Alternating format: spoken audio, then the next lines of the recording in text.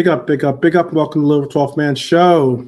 This is going to be a fun one because we've got Scouse Lee in the house. We've also got possibly some others that'll be joining us. I put the bat signal up in the group chat, so we'll see what parts of the Justice League show up. The Reds Justice League, I guess you could call it, right?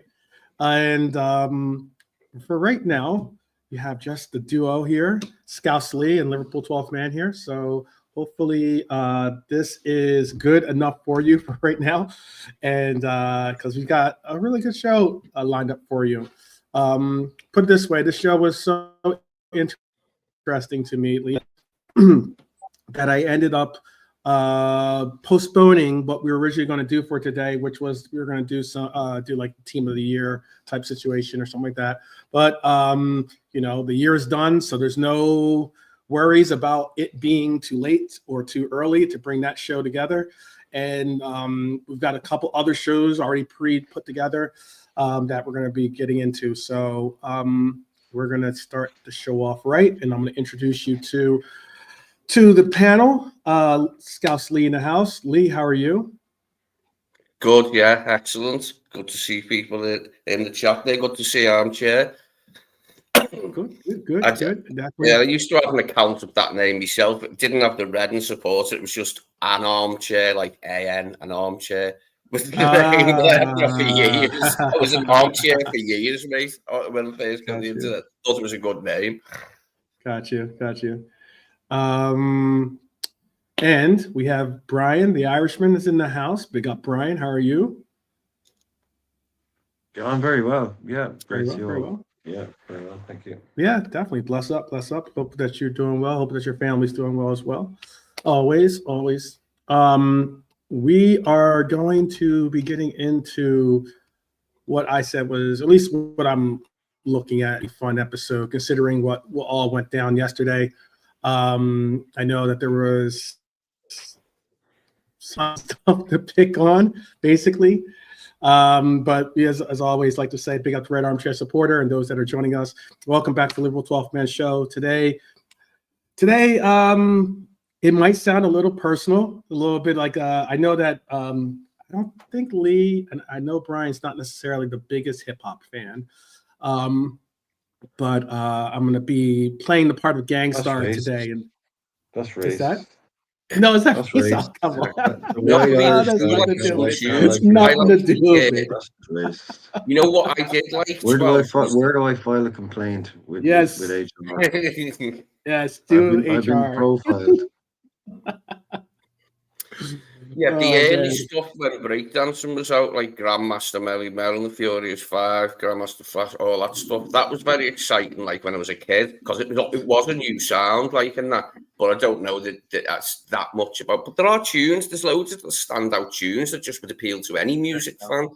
Isn't that like, you know what I mean? Some of them. I love how I say hip hop and Lee brings it back to Grandmaster Flash and the Furious Five. Oh my goodness! That's like, a little bit old school. A little bit old school, isn't it? Years ago, I know. Oh man, it's like half a century ago. I remember. Yeah. Oh no, we're just joking with you. Brian is a well-known Mozart rapper. fella. He had some great tunes back in the day. That Mozart fella. Yeah, Mozart put it down. He definitely put it down. Oh yeah, old Wolfie, yeah. Yeah. Weird. I was just bringing it up because Gangstar has an album called "Take It Personal." It's a great album, by the way. I'm gonna be some might be taking it personal today too. Some of the things we got to say. Also, like I don't know if we're going to talk about necessarily the striker position. I think we're going to save that for a full episode to just devote to itself, because some of that talk is starting to heat up, but it hasn't gotten to the point where it's taking your attention off of the Florian Wirtz, maybe even in the Lucho conversations that are being held. But yeah, JK, I shared something with JK earlier, and it was like, I know JK loves hip hop along with myself, and it's so interesting on X these days. They'll make these little like montages with like music in the background, and you find yourself like rocking out to the beat and everything else. And all of a sudden, you're like, okay, maybe I will take an extra little look at this, whoever it is that they're trying to profile in the video. It's just like, got me, suckered me in with the music. Little mob. I don't really like. I love music. I love football, but I don't really like them together. Yeah, you know what I mean. Yeah, okay. Yeah, I'm not a big fan of them. No. All right. JK, shutting that down. I got you. But that Bob Deep beat, bro, that was good with that video. It was just like, made you want to look at the video, Exactly. I mean, like even if you don't necessarily, they'll get your attention one way or another. That's the point. You know what I mean? So yeah. But they made that for me and you, bro. They definitely did. You know what I mean? And I'm not even a big Gorkes fan, really. I'm not really big. I don't know too much about the player to say that I'm like neither, for him or against him in a sense. But there are some growing numbers that are finding. He's a goal scorer. He's a goal scorer, yeah. And he was smart. I definitely will put that. He was smart to go with the whole branding appeal by doing the whole this thing. It was which is like Bane from Batman. Yeah. Tom Hardy. Yeah, Tom Hardy. Is that what you said? Yeah. No, Tom Hardy. Yeah. I think Tom Hardy played him. Oh, okay. Mm-hmm. Oh, Tom Hardy. Okay, I thought you said Tamale. Yeah. I was like, okay. Tamale. Not Tamale. Lee, you're about to say something? You want to say something real quick? No, it's okay. It's flew past me. Whatever I did in my head. It wasn't that interesting anyway, believe me. Yes, I know. JK's got the beautiful, natural surroundings, scenic area, the Shangri-La settings in the back with the birds. Where the wind breezes through. Exactly. Well, we're not just going to unpack some transfer rumors. We're going to call out some of the noise, some of the lies and desperation out there. Florian Wirtz, the name that has been has the Bundesliga sweating, Bayern fans melting down, and a few so-called Reds fans exposing the bitterness like it's a badge of honor. Today we're going to break down the truth about Wirtz, the media chaos surrounding him, and the very real shot that Liverpool have at landing one of football's most exciting and elite young players. We'll also be talking about Luis Diaz. We'll talk about Konate today and his contract. We'll talk about some other little bits. We'll have like a little rapid fire section where we're going to talk about rumors going on around the football world. And let's get into it. And let's definitely get into it. And most notably, to the trolls, this one is for you. All right. So we have, the Wirtz Watch, the truth versus the trolls, I guess you could call it. We can start with the elephant in the Bundesliga, and that is a certain article came out in Germany, one that might as well have been written by the same troll that was with us yesterday. But it came up about Wirtz's denialism for weeks. This person obviously yesterday demanded an apology for saying Wirtz Liverpool was still on. Obviously, he's not. I don't think that he'll be here today with us. But even after Fabrizio Romano confirmed that terms were agreed and a deal is still in progress, despite a second bid being turned down. So, of course, like I said, notice the chat. A lot of silence being held by some of the trolls that were here yesterday, but there are none that I see in the chat right now, which is big up. So real fans, real Reds out there, appreciate it. No, I think what me and Lee were saying might have been most likely a Red Devil in disguise. And Liverpool reportedly bid 100 and well, I have it in dollars, so I'm trying to do the math conversion real quick for you. Because I had 149 million for Florian Wirtz. Leverkusen won 171 million. That's dollars, though. So hopefully Brian or Lee or JK can give me the conversion rate on that one. But the player being Wirtz wants Liverpool. He's told the club the personal terms are done. Apparently, we have a 5-year deal similar to the deal that Kirkez is reportedly on and agreed to. We have a 5-year deal reportedly on the books or already on the table for him.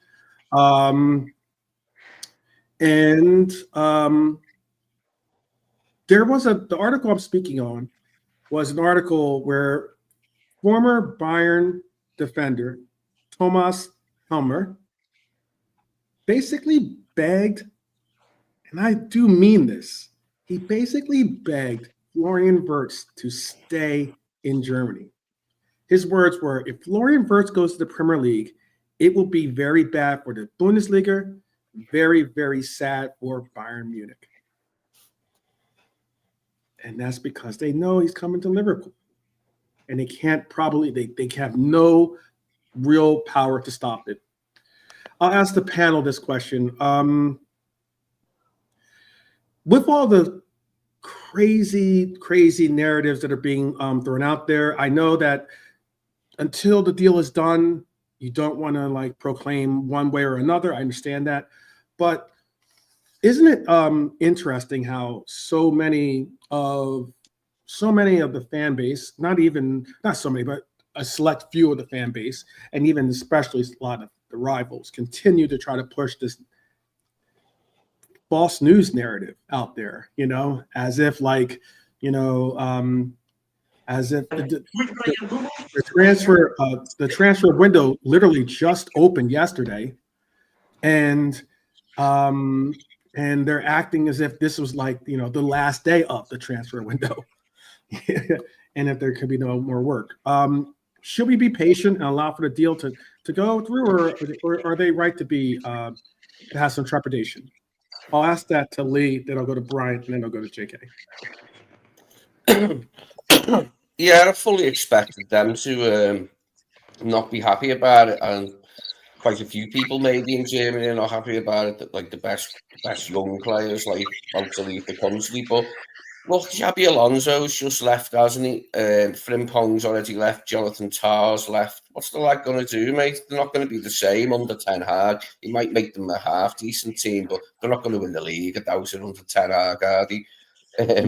He did under Xabi. So you've got to let him go, haven't you? He's had enough seasons. It's not like he's only had a couple of seasons. He's been going for a while now, hasn't he? Wirtz, they've had a while of him. It's just like these are his peak years, and they wanted to see him in the Bundesliga, obviously in his peak years. But that's just the way football is, mate. Players decide sometimes really early in their career that they want a new country, and this guy has. Mm-hmm. Did you? And this question is for Brian. It's been reported that possibly there was an additional player that's being asked for now by Leverkusen. I don't know. I don't know if K-Mac report is right, is what Red Armchair Supporter is putting out there about apparently Leverkusen moving the goalposts. But what I will say is there's been reports that apparently Leverkusen might be asking for another player or additional player to be added to the deal. They're out there apparently asking for a Elliott or even a Quansah, as Baz is putting in there. And what's very interesting about that sheer fact, or not fact, excuse me, that sheer rumor, it was put out there that apparently Elliott has declined the move to Leverkusen. Are you upset that a possible player that might not have a guaranteed pathway of getting playing time with the team is possibly holding up this deal, as in he could be the linchpin or the missing link that will make this go through? Do you understand? You know what I mean? Mm-hmm. Yeah, that's a horrible question.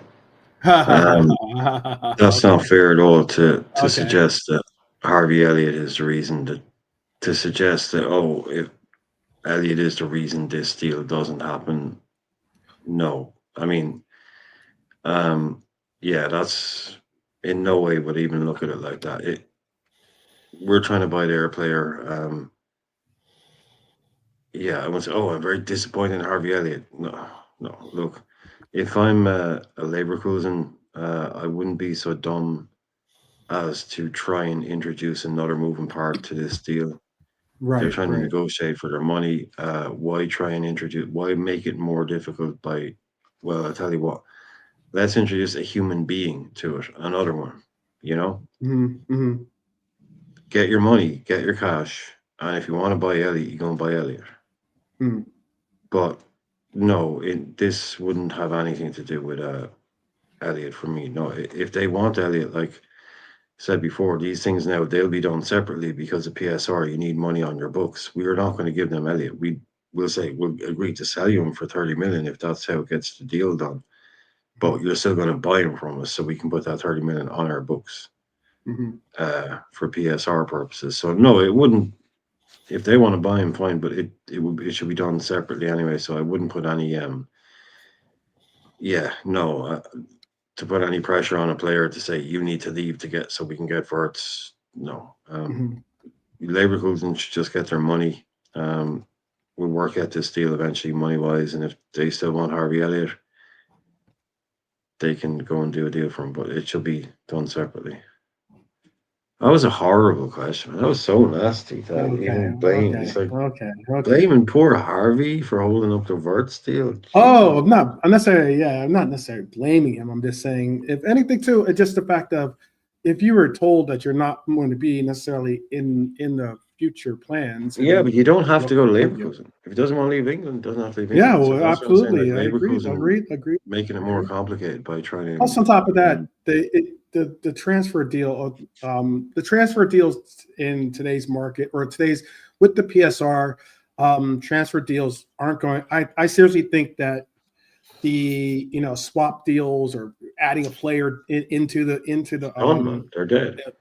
That's dead. It's a dead portion of it's not gonna happen anymore.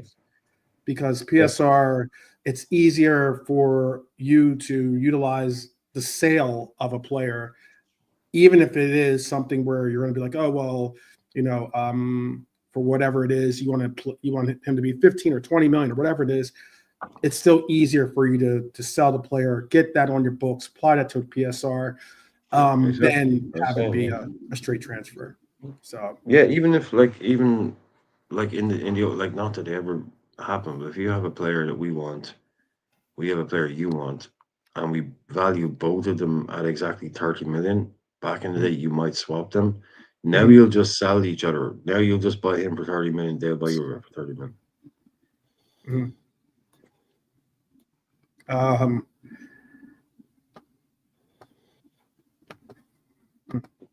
Sorry about that. I thought it was going. I can feel a sneeze coming on. Sorry about that.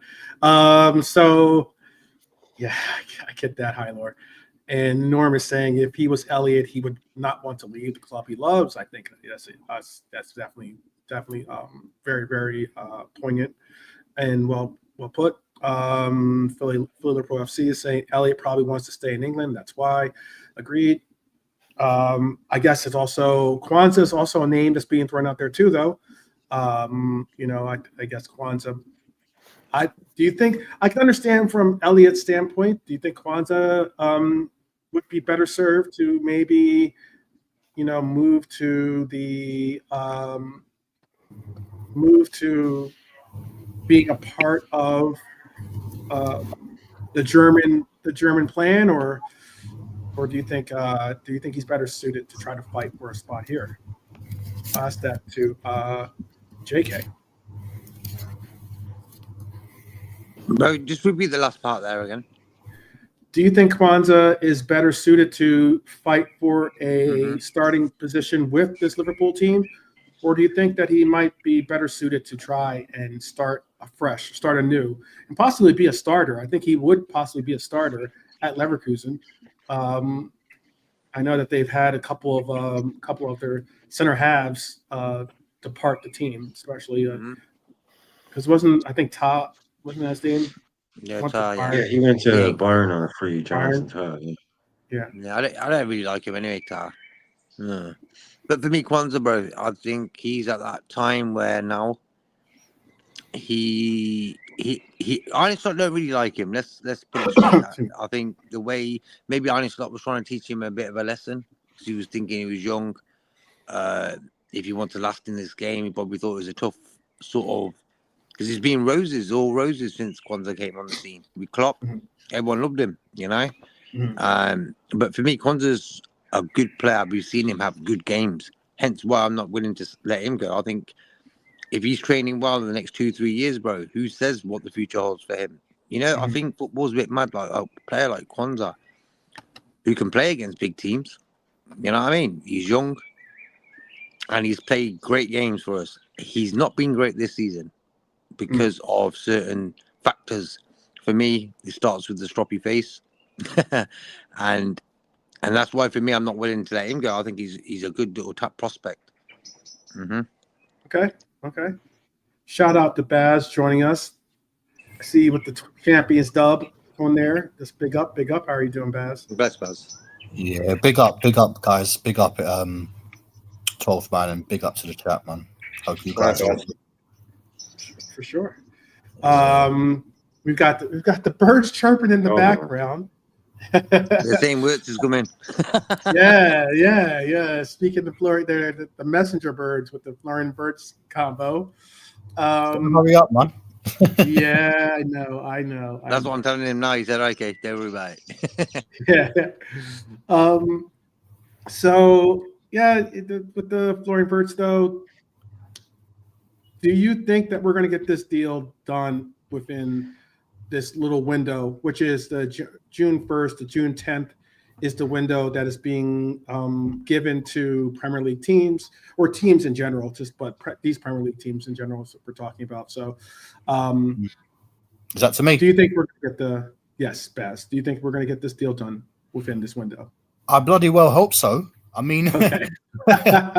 Like, to be fair, I mean, you know, and big up to obviously the people that are a little bit concerned, because I know, you know, people are worried in it, you know, because it's been proven over the last few years that we've not got players that we've, you know, put in bids for and what.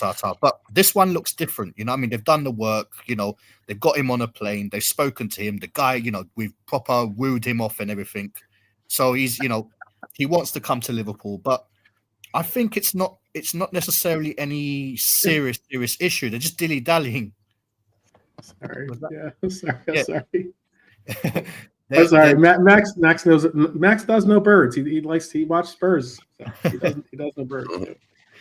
I think, yeah. Honestly, it obviously you can understand. You know, some fans are now a little bit concerned. I mean, I'll be honest with you. I'm one of them that's a little. Day by day, I get a little bit more worried. But to be fair, you know, I did say, like, if anything's going to happen, it's going to happen on Wednesday or just before his, you know, because they're playing on Wednesday, aren't they? Germany. So I think they wanted to wrap it all up by. Yeah, the semi-final on Wednesday, and then if they win that, the final will be on Sunday, I think. Yeah. So yeah, I think they're trying to wrap it up before that first game. So initially, it should be tomorrow. Something should be happening. If not, I think it will probably be delayed till, you know, till the final.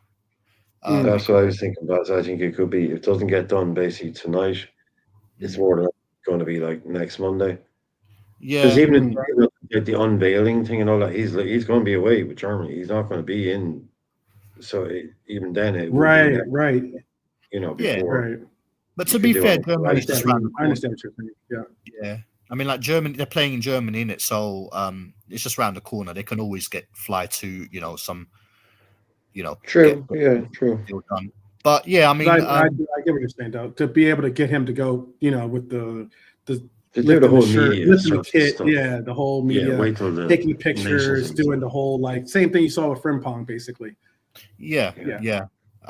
To be honest with you, I think it will happen, but you know, you do get a little bit PTSD, and you know, and it's like it's over. Just like, you know, it's not like 60, 70, 80 million. It's just like over 20 million.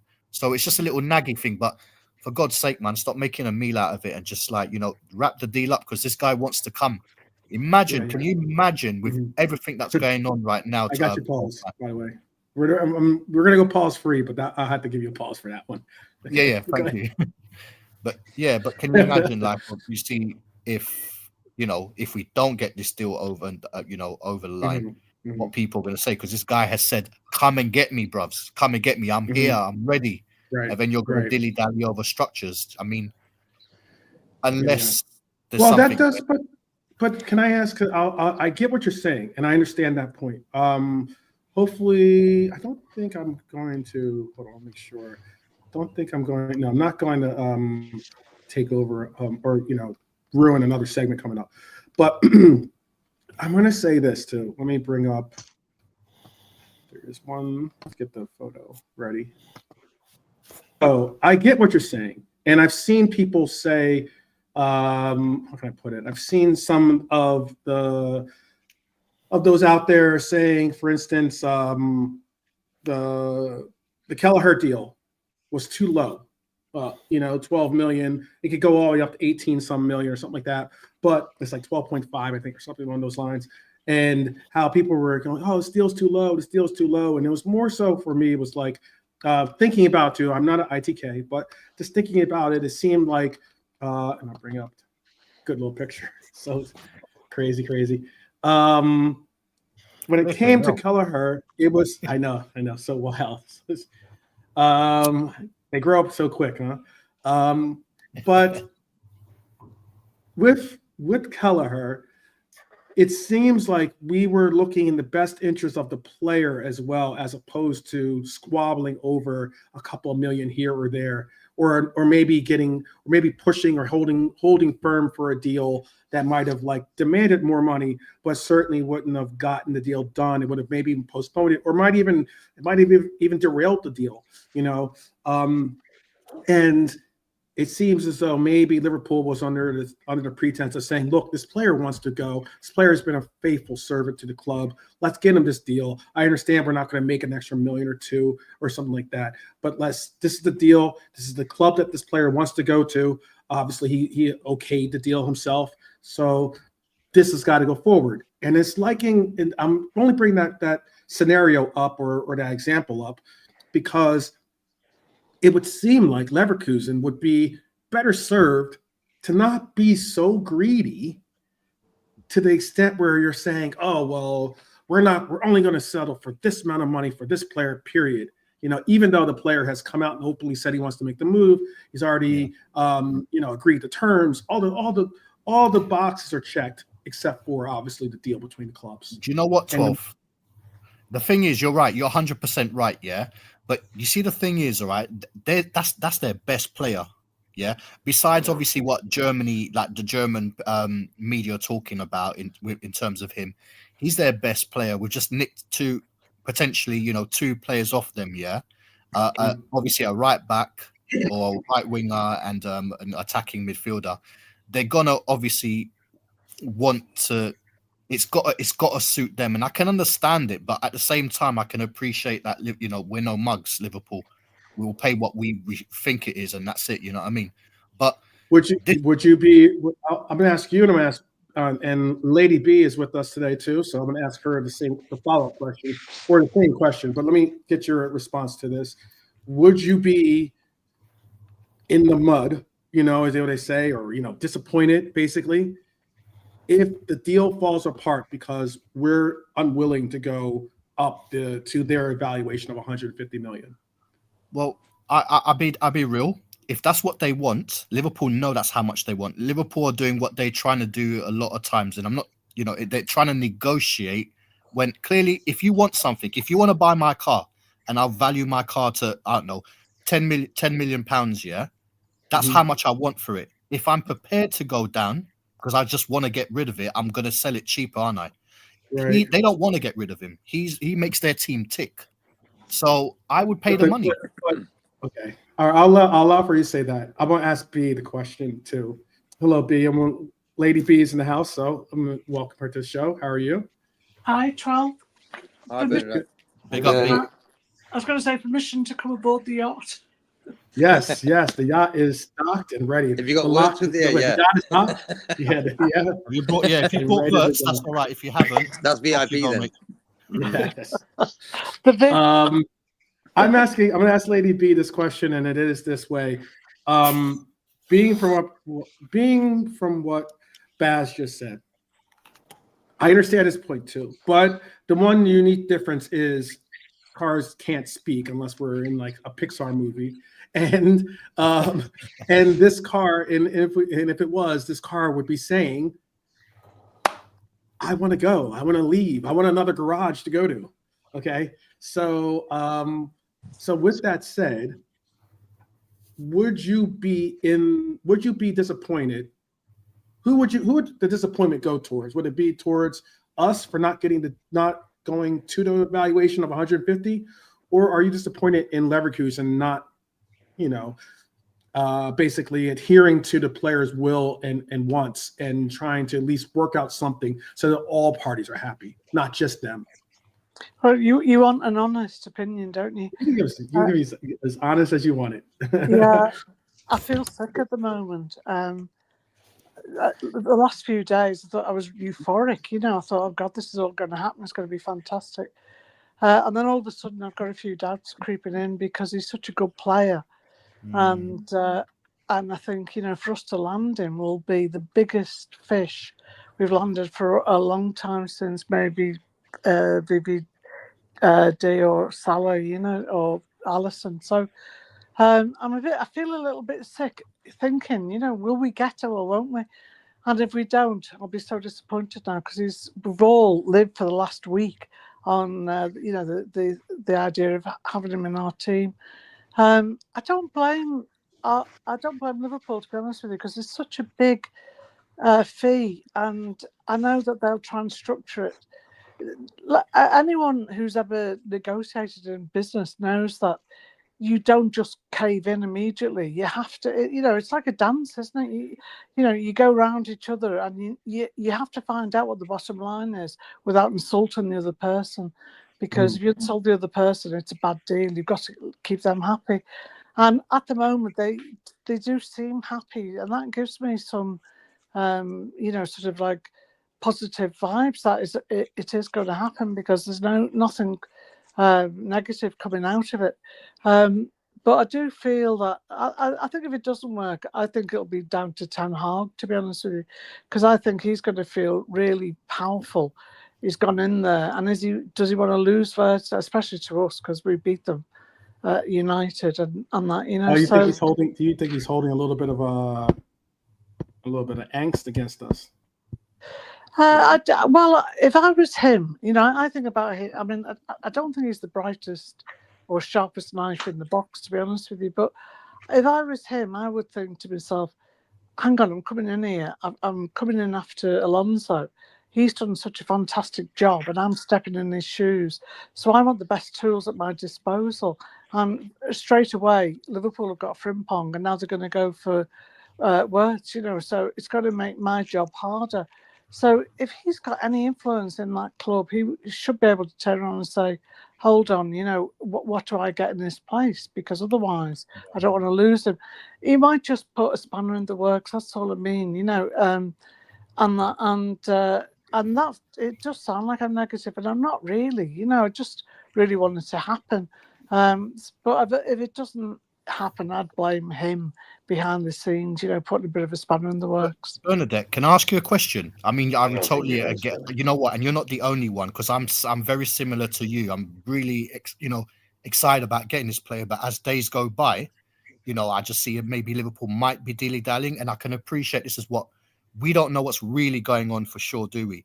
But no. What I'm going to ask you is, if we don't get this over the line, or if we are messing about, I mean, obviously he's got his mind at Liverpool, and I don't think Ten Hag has got that power. No, he doesn't. Yeah, but what I'm thinking is, do you think this player's head will be turned? Like, he'll have a bad season if he doesn't get his move, and he'll have to be sold in January. Yeah, I mean, like we've said, he wants to come to us. So if he doesn't come, he's going to be really peed off, isn't he? He's going to think, why didn't they let me go? Because he's decided it's a big decision. Once you make it, you're committed, aren't you? And he knows the fans want him. He's not daft. He's reading all the social media and everything, so he knows we really want him. And I think if he does stay there, I think he would be okay. If he's a professional, he's going to do his job, but I think he would be miffed because I don't think it was an easy decision for him to decide to leave Germany. But once he's made it, he's committed, and I think that would be really hard for him. And would he? He's obviously had a talk with Slot, and Slot's persuaded him that Liverpool's the place to be. Would he have the same thing with Ten Hag? Personally, I don't think Ten Hag's got much of a personality, to be honest with you. So, he's not very intelligent. He's got no personality. So basically, what you're saying is he ain't no Jason Tyndall. Is that what you're saying? He's got no hair to start with. Do you know, obviously, Slot has obviously wooed him and sold him the dream and stuff like that. Coming to Liverpool, he wants to come to Liverpool, but do you think Liverpool are showing that love back in terms of they really want him? Because if you want the player, you'll go out and get him, wouldn't you? They seem for me, they seem a little bit dilly-dally. That's what I'm a bit... I don't think so, to be honest with you, because to spend that amount of money and they've said they're prepared to go out and do it. It's probably the devil's in the detail that we don't know about behind the scenes. That's true.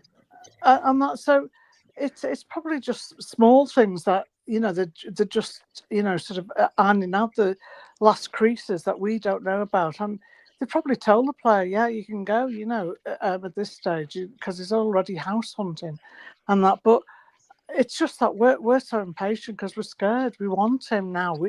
All this build up has made us want him even more, hasn't it? So we're all really terrified that he could change his mind. I don't think he's going to change his mind. I just think that those two want to get on with it. And I think before the thing that Liverpool have done straight away, the club has gone in for him early, and they want to do that business before pre-season. They want to get everything locked down. They want to go into pre-season with all their players, knowing that they'll all be trained, and we'll hit the ground running as soon as we start the next season. So I'm hoping at the back of my head that it's just tiny details we're ironing out at the moment. Yeah, that's good. That's true. This is for Liverpool remain. This is what Fabrizio had to say. Liverpool remain confident to finalize Florian Wirtz deal. As new round of talks have been scheduled this week. Club optimistic to get the agreement sealed with Bayern Leverkusen soon. So once again, despite some efforts yesterday to kind of Debbie Downer the moment of our conversation, I don't even think we were talking about the player at the time. And basically tried to put some down feelings on our club and our community. Look, as some has said in the chat, as some are saying or the most are saying on the panel, be patient. This isn't nickels and dimes. This is some real money that we're talking about. Obviously, it's not as easy as just saying just pay whatever. You got to recognize that paying over the amount that you initially wanted to try to pay for the player might eat into other transfers that you have on the budget, because despite the fact of some of us think that you could spend till the end of whatever, you got to recognize that there is a budget that is always put out there because of PSR rules, and we have to abide by them. Otherwise, we can end up like a Leicester, or points being deducted from our tally, and that's something we don't need. But there is another player that is being put out there. And there is another player. But before we go into that, I do have a quick question, because I saw this question on X and I wanted to ask, what it is, what you guys think about this one, and that is, let me bring it up. Florian Wirtz apparently has a desire to wear the number 10 kit if he were to be a part of the club. I saw this. Rapid fire. seven. So you don't have to go too deep into it or whatever. It's currently worn by our beloved Alexi McAllister. Do you give the number 10 kit to Florian, or does Maka hold on to the number 10 kit for you? That's being reported by Sky Sport Germany, by the way. It's an actual question, I guess, that could be out there. I'll go rapid fire real quick. And since Nolante is just joining us, I'll ask Nolante real quick. What is your thoughts? What would you? Yes, no. Maka keeps it, or does Florian get it? Give it to Florian. Give it to Florian. All right. Lady B, what would you say? Ask Maka, because you don't want to alienate him. So ask him if he's okay with it. Okay. All right. So only if Maka's okay with it, basically. Yeah. All right. Baz, how about for you? Does Florian Wirtz, and who would you, if you were the kit, the guy that makes the decision on who? I'll give him number 7 straight away. I'll give him number 7 because I think we might potentially lose Diaz, and number 7's iconic shirt anyway. Okay, so you give Florian Wirtz the number 7, or you tell Maka to take the number 7? No. I think Florian Wirtz is going to be that number 10. Kenny Dalglish was a player that used to like float between the striker and that second striker in it. So I think the number 7's iconic enough, and I think he'll accept that number 7. Okay. And I'll show you the if Diaz goes. Good question. Good credit where it was. Okay. JK, what would you do? Florian Wirtz's desire is to wear the number 10 at Liverpool, which is currently worn by Alexi McAllister. Mm-hmm. What do you do as the kit guy? For me, McAllister keeps the 10. McAllister keeps it. All right. Yeah. All right. We'll find another number for Florian on it. I mean, there's not that many other numbers that don't start to get into out of the realm of where, Give him 66. I know. I saw that. Red Orange as a supporter is thinking just like I was saying yesterday. Yeah. But I agree with Baz. The number 7 is a top number. If I was going to choose a number for myself, I'll go 10 or 7, one of the two. I see Alexander saying, take the number, tell Dom to give him the number 8, basically. Okay. That could be an interesting conversation. Brian, for you, does Florian get the 10, or does Maka keep the 10? Yeah, sorry, 10's taken. Oh, okay. Yep. You don't go around taking people's numbers off them. But if Maka is aware of the fact that Florian Wirtz would like to wear number 10, and there's something he could offer it up, but I don't think he can take it off him. Yeah. But I'm just speaking. What would you? Yeah. Who would you want to see in the 10 then? Oh no, it's Mac's number now. Mac's number he's 10 now. Like we've seen that we've seen a lot of players come in. I will keep short, but we've seen a lot of players come in and they wear some weird number for a year, and then they get to wear, then a number becomes available or something. But no, I don't. If Mac wants to wear the 10, he gets to keep it. Yeah, okay, sorry. Okay. Lee, you're last up, but not least. Brian stole me thunder there. I'm of the same opinion of him. That he can wear any bloody number he wants when he comes in, and then eventually he'll have the number that he might like, if he indeed likes a number at all. If he's that type of guy, then he can have the number he wants after a bit when he's wore some obscure number for a bit. Doesn't matter to me. Sometimes what they'll do, 11, 9, 8, 7, I wouldn't give a shit, as long as he was in the team. As long as he's wearing a Liverpool kit, that's all. Yeah. I was just going to say real quick, sometimes in America, at least, what they'll do is when it comes to players and kit or jersey numbers that, that they want, for instance, let's say LeBron James comes to the team and he wants his number. What they'll do is you'll have to pay the player money to get that kit number. So, and he's got to refund the fans as well. Could you imagine that McAllister shirt, someone buys it pre-season or whatever it is, and then suddenly the numbers get swapped. He's got to reimburse to the fans as well. Oh yeah. That would be. But for me, it takes away. Like for me, McAllister's a very big player for us, and it takes away him giving his Also shirt to vice someone captain, else. possible vice Yeah. captain candidate. So for me, that's a no for me, man. Let him get another number, then we'll work it out. If Diaz leaves, the 7 for me is up for grabs. So job done in that way. Let's get the player first, then we talk numbers. All right. Well, another player that's being spoken on that could be possibly on the way out as opposed to on the way in, and that is Lucho. Luis Diaz's name has popped up he's popped up under someone that you don't expect to be speaking on the subject, or at least a player, at least. And that is because Sky Germany's Florian Plettenberg, JK spoke about him earlier, or yesterday, I should say. Apparently, Florian Plettenberg has confirmed initial talks between Liverpool and Barcelona. Diaz is a top target for the Spanish Giants, and Saudi clubs remain interested as well. The big question is this: does Wirtz coming in mean Diaz is going out? That's a big question. But at 28, Diaz still has value. He's out of contract in 2027, so we still have at least 2 years left on his deal.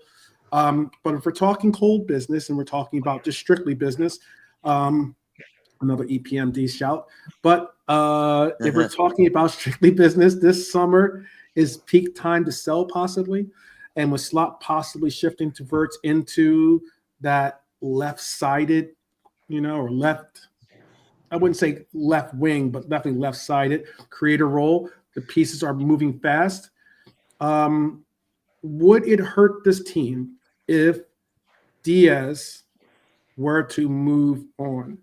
Would it hurt this team if Diaz were to move on? Do you think that the big question is, if you're looking to say, okay, we need to figure out a way to fund this big deal, and Lucho might be one of the key components to moving to make the deal happen, do you make the deal? I'll ask that just real quick because we have a big panel today. So I'll ask that to Lee, and then we'll just go reverse order: Brian, JK, Bats, B, and Nalante.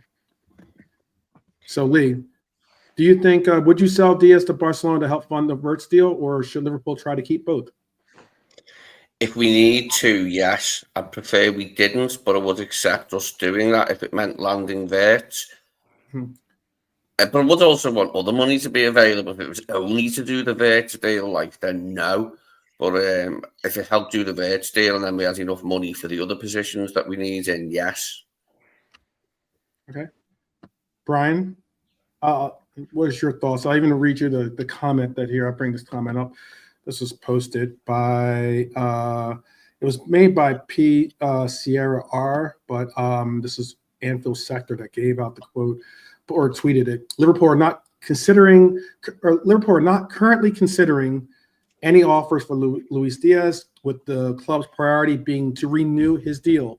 If no agreement is reached, Liverpool would be willing to sell. Lucho is open to renewing with Liverpool. He hasn't ruled out a move to Saudi and is open to a move to Barcelona. What do you feel is the right move for Lucho? The right move for him is to go to Barcelona on 400k a week, because he wants to earn big money in the last few years of his career, but he also wants to play for Barcelona. So if they were prepared to do that, but they're not, I'm not going to do that for him. So I think we can sell him for 70 million to the Saudis if that's what they want to do. It's probably best for us to do that at this stage, when you've got that kind of fee coming in for a player.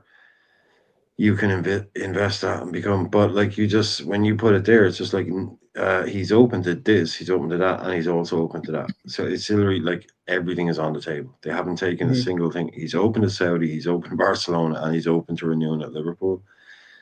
So that's all 3 options. He's saying he's right. He's not closing. He's not. Yeah. He's not closing the door on anything happening. Yeah, he hasn't come out. It's saying, okay, I don't know if I'm going to stay at Liverpool. I might be, but I can guarantee that I'm not going to Saudi. He hasn't done that.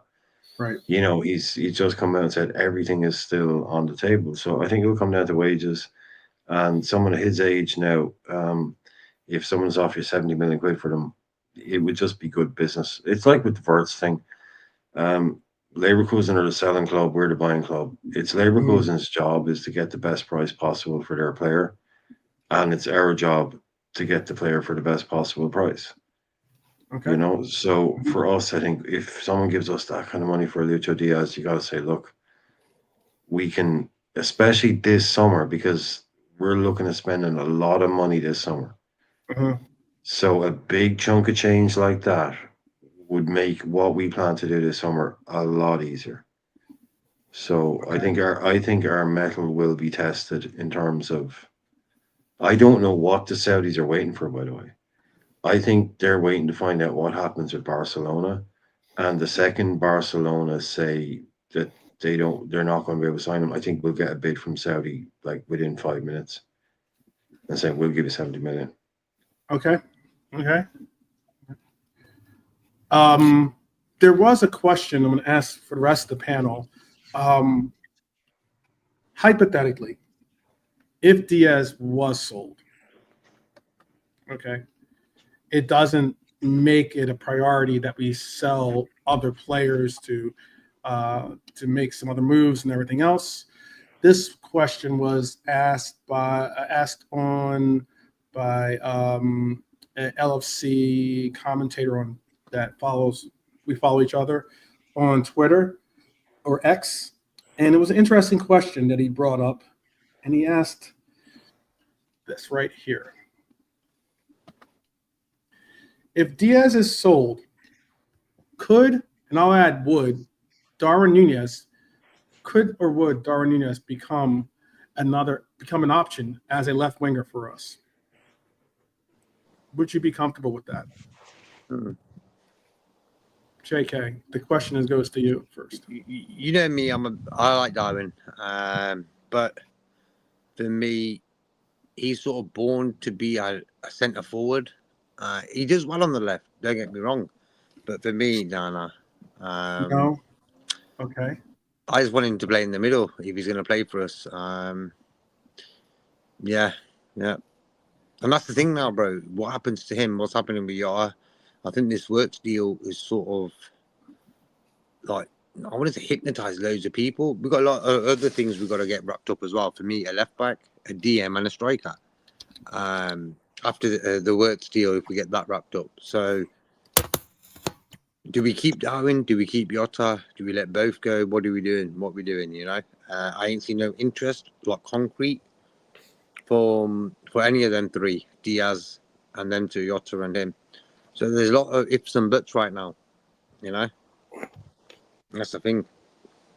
But I think if you get Wirtz in, there's going to be people leaving because they want to recruit that many straight back, the owners. You know what they're like.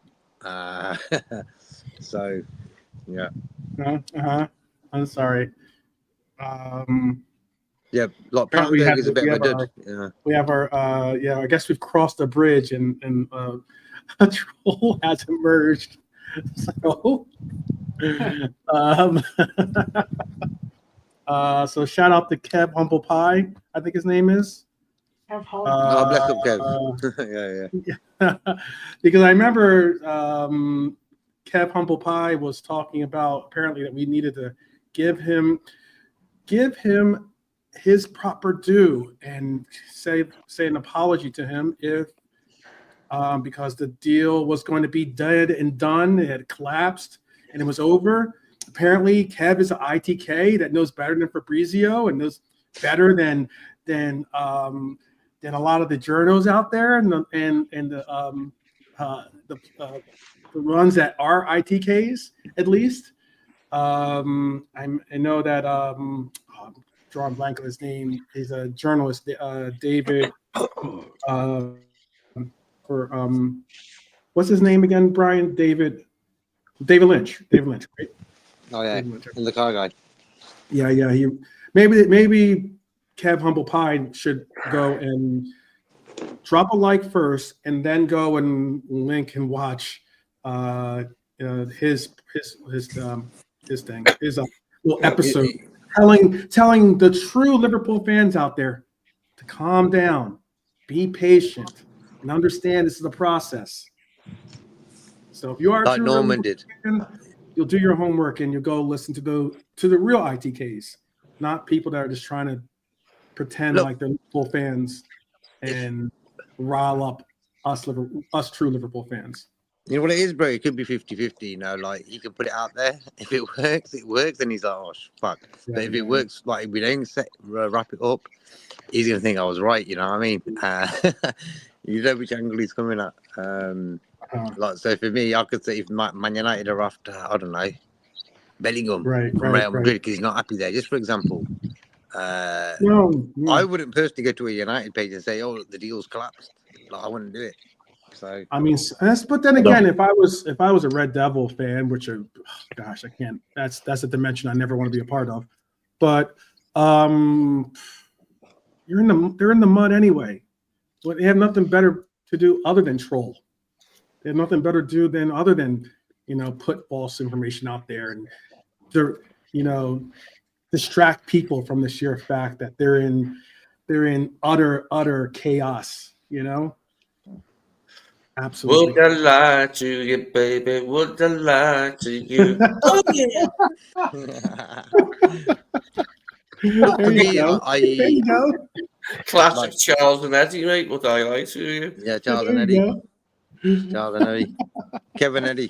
That's a great song. Yeah, you know it's true. Girl, there's no one else but you. Would I lie to you? You like to press it. Oh, yeah. It's the little one that goes, yeah, with the ponies. There's a remix for you, Kev. Like, Casey cracks me up. Oh, yeah. Tracy, can't believe the words you say. Oh, goodness. But I tell you what Kev's saying is absolutely, like, for me, I don't take it too serious, bro, because for me, it's a laugh. It's actually funny, because for me, even if he is a Liverpool fan, like, see how Norman said it. Norman said in the chat above, like, for me, Norman's a proper Liverpool fan, you know what I mean? He's been doing it for years. And he said it. It's a patient game. I think a Liverpool fan would say, a true Liverpool fan would say that. They wouldn't come and say 10 times in a row. It's off. Yeah, that's why I know he's a troll. So, that's why I know he's not a Liverpool fan. And, it's sad. I mean, like, I wouldn't go to other rivals' pages or channels and try to pretend to be something I'm not. Like if you're a true fan of your club, represent your club, period. Wear your badge with honor and pride. Don't just sit there and just, pretend to be, I'm a Liverpool fan for 20 years or something like that. Okay, we got you. But Kev, do you hope that we get him? Like, what's your opinion on it? And after him, who do we need? That's a nice little question for him. Why would you even ask? Listen, this guy was in Fozzie's chat, he was in Rod's chat, and he was in Quasi's chat, and he was there saying it's been officially reported on Sky Sports News that the deal is collapsed. It's been officially reported by Bild that the deal is collapsed. It's been officially reported by Sky Sports News Germany that the deal is collapsed. Check it, lads. Check Twitter, blah, blah, blah. He was in everybody's chat for 2 days, and he was banned from 2 of those chats because he wasn't being a downer. He was putting up straight up lies into the chat, and people were running off checking Twitter, and he was saying, check it. It's been announced by Sky Sports Germany that the deal was off. There was no announcements. There was nothing. So he's not just trolling. He's putting lies in the chat is what he's doing to fuck with people's heads. So, yeah. So fuck you, mate. That's not. Yeah, I know. Not many people really want to be. Yeah, that's just sad. Okay. Big up Noam. Noam is finishing Kev in the chat now. That's the question I like. Noam is putting the works on him. There you go. Leave it to Noam. There you go. Right now, Kev is frantically Googling to try to answer that question. Now, for me, it's funny, man. I look at it as a laugh. I think it's funny. Yeah, it's funny. No, it's funny, man. That thing, because he I don't take it too serious, bro. That's why I didn't take the Casado news when it first came out. I never took it serious. Exactly. And it's the funny. deal. Until he's got the top it's in his funny. hand, I ain't taking it serious, bro. Trust Kev. Norm is one of the Norm fact checks me on my trivia questions. So trust me. Not to tempt that. You will get burned, my friend. You'll get burned. I know Red Devils don't necessarily burn easy, but you will get burned. Yeah. I'm just Yeah, looking we at spoke. Doyle. What's Sorry, the Bernie, go on. Oh man. Yeah, But we I spoke. appreciate him bringing a little bit of the bring Well, back Fair play to bring a Kev, little man. fun. Bring a No, little fair fun. play to Kev. I like it. Exactly. It's Wow. entertaining, but there's been no cancellation, Kev, and you're still begging it. I don't know why you're begging it. It's funny. There's been no cancellation. We'll prove fact checked it. I'll look at the TV again, Kev. And Kev, to be honest, mate, the rat droppings at old toilet, you should be more concerned with that about us. Yeah. right. Brian we're being nice. So you just be lucky we're being nice to you because we're done in games. Brian, on the other hand, you get deep. So Wrong. it's no It point. was Just give it up. Brian, Yeah. just tell you, a doylem is an alternative form of a stupid person or an idiot. It's Geordie, Mackem, or Yorkshire slang. So, that's what it says. Maybe he's a true Geordie. Mm. Maybe he's a Geordie. The plot thickens, bro. Interesting. The plot plot thickens. Well, all right. Let me bring this up here for you guys. Something we can talk about, and that is the contract update on Konate. We're obviously trying to secure the spine of the team, and let me bring up Ibu's picture here to kind of bring in a little bit more emphasis behind it. We can rewind to day one of the season. We bench. We bench when he was on the bench versus Ipswich. Doubts over fitness. Now he's pretty much a assured fixture next to Van Dijk. A warrior. He's a priority for most. Paul Gorse reports that talks with Konate's agent progressed in late May, and even though it's not finalized yet, this still feels promising. Konate has dismissed rumors that he wants to run down his deal, which is good to hear, considering we just watched another player do the same. His words, "They made me an offer. I replied, the rest is fake." But his camp wants a raise, apparently. That's what's being reported out there, from 80,000 to 200,000 pounds a week. That's big money. That's a big pay raise. He is certainly valuable to us and could be a value on the market. It's a big question of what you think is worth it to you. Is Konate worth breaking the wage structure for, or should Liverpool stand firm with incentive-based deals and kind of do what you need to do to get this deal over the line, and maybe create, even more so, important thing, maybe make a deadline for this deal to get done, and otherwise move on. I'll ask that to Baz, and then I'm going to ask that to B and Alante. I think he's a great defender on his day. Does have injury issues, but then he's been covering Trent a lot when Trent goes forward and stuff like that. So sometimes these are tactical injuries and stuff like that can happen. And to be fair, when you look at him and Diaz, there's some players that are good players that are on very low wages that do a great job. But 200,000. The thing is, it's like, is there anyone else better out there?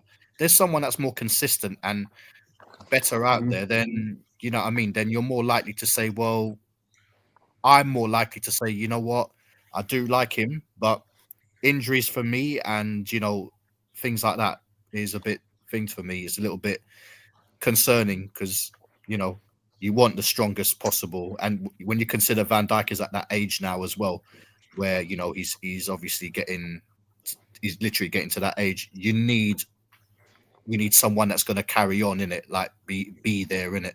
I just don't know, but I'm not. But listen, if I hear tomorrow he signs a 200,000 a week deal at Liverpool, I'm happy because I like him. But Right. If there's someone else out there that's a little bit more proven and younger and not injury prone, then I'd probably get them to sign him, give him a little bit You'd invest in that player rather than invest in Konate then. Basically. Yeah, I mean, it sounds like I'm trying to throw him out, but I'm to be honest with you, I'm happy either way. But 200,000 is quite a lot in it. And when you look at 200,000, you've got to be like you got to be elite. You got to be a part of the elite. Yeah, you've got to be like maybe not as great as Van Dijk. Obviously, Van Dijk is just a one-off in it. To be fair, but you've got to be. You should be. That's what Van Dijk was on. That was you should be at the level of Van Dijk because that's what Van Dijk was. If you want to say that, then yeah. To be fair, that's what you've got to be then. And when I look at him, he can be as great as Van Dijk on his day because he's a brilliant player and he's important for the dressing room as well. But if you're injured, if you're injured and you're not reliable, then you know what I mean. You got to ask questions in it. 200,000 a week and stuff like that, and I just don't know. But he's been at Liverpool now for a little while, innit? And if you look at his seasons at Liverpool, he's had injuries, like quite a bit of injuries, and that's the only thing that concerns me. Mate, I give up on Ibu last season. Last season under Klopp, when he was like hardly fit again, was like, I've had enough of this, like, let's get rid. But then like Slot came in, and I remember saying to you pre-season before the action started, I said, I hope a slight change in style will help Ibu, like, we're not playing such a high line or whatever, or he doesn't have to cover for Trent playing inverted. And it sort of played out like that, didn't it? That the change sort of suited Ibu a bit like to Slot, and he was just like constantly available until Hendrick cropped him. But like, I really want us to keep him. I think it'd be great to keep him. I mean, for me, we've never really replaced Matip. Yeah, that was my favourite partnership with Virgil. I know Joe's was good as well, and it was pretty much as the year we won the league. But my favourite one was Matip and Virgil. I thought their games complemented each other brilliantly. With Ibu and VVD, how well do they complement each other? Quite well.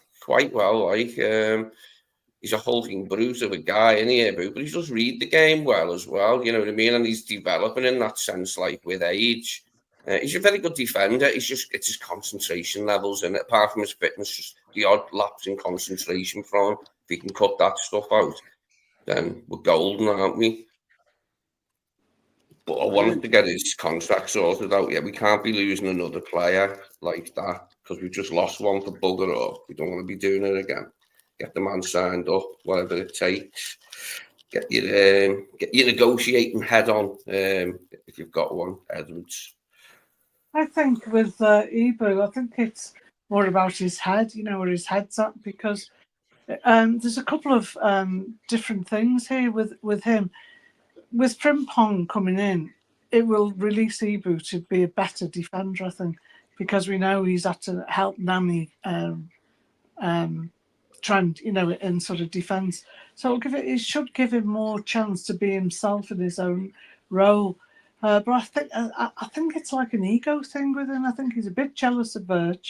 He's mentioned in interviews that Virg always gets the man of the match, or and he said, but there are other players as good, which he really means himself.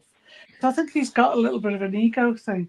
But I don't think he's worth 200,000. But I would give him a substantial pay rise, because if you get his head right, everything else will follow. But this might sound controversial, but if I was a manager, I think I'd probably say if you're injured that you're on half pay or something like that, because I think there's a lot Lady of people. B is tough. Yeah, Lady B is rough.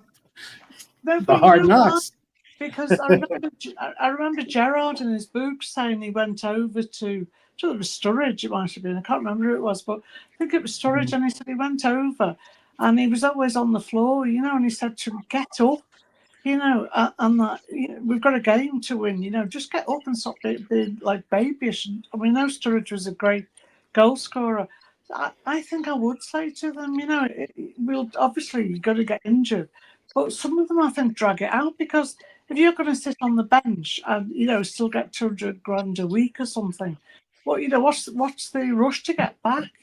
For some of them, when they haven't got that same motivation. So I think I'd say to I think if that happened to Ibu, for instance, I think he'd have less injuries to be back on the pitch to earn that money, because money's his goal, I think. Yeah, I was gutted when he got injured. That really pissed me off. I can barely put into words how much it pissed me off when he got injured in the last kick of the game against Real Madrid, because he was flying at that point and he didn't really get back up to that level once he came back. He did a little bit, but slowly but surely, but it takes some time to warm up him. I just hope this season is good from a fitness point of view, so him and Virgil can further their partnership, because it gets better. Partnerships get better with age, with the more games they play together. Obviously, this is obvious. So I'm looking forward to that this season. And on his day, he's a really good defender, isn't he? Yeah, as I say, I'm not sure if his game suits Virgil as much as Matip's did. I thought that was a really excellent partnership. I'm not sure if his game suits Virgil as much as Matip's did, but it could do potentially, given time. Some players. Hell of a lot older. Matip was a hell of a lot older, mate. You know what I mean? Didn't it? I was going to say some players though. There are some players who get out there and love playing the game. There are others who want an arm around them, telling them that they're all right and they're doing well all the time. And I think Ibu's one of those players. He needs to be told he's doing well.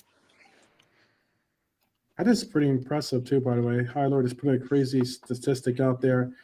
Injuries were reduced by 64.3% compared to last season. Crazy stat.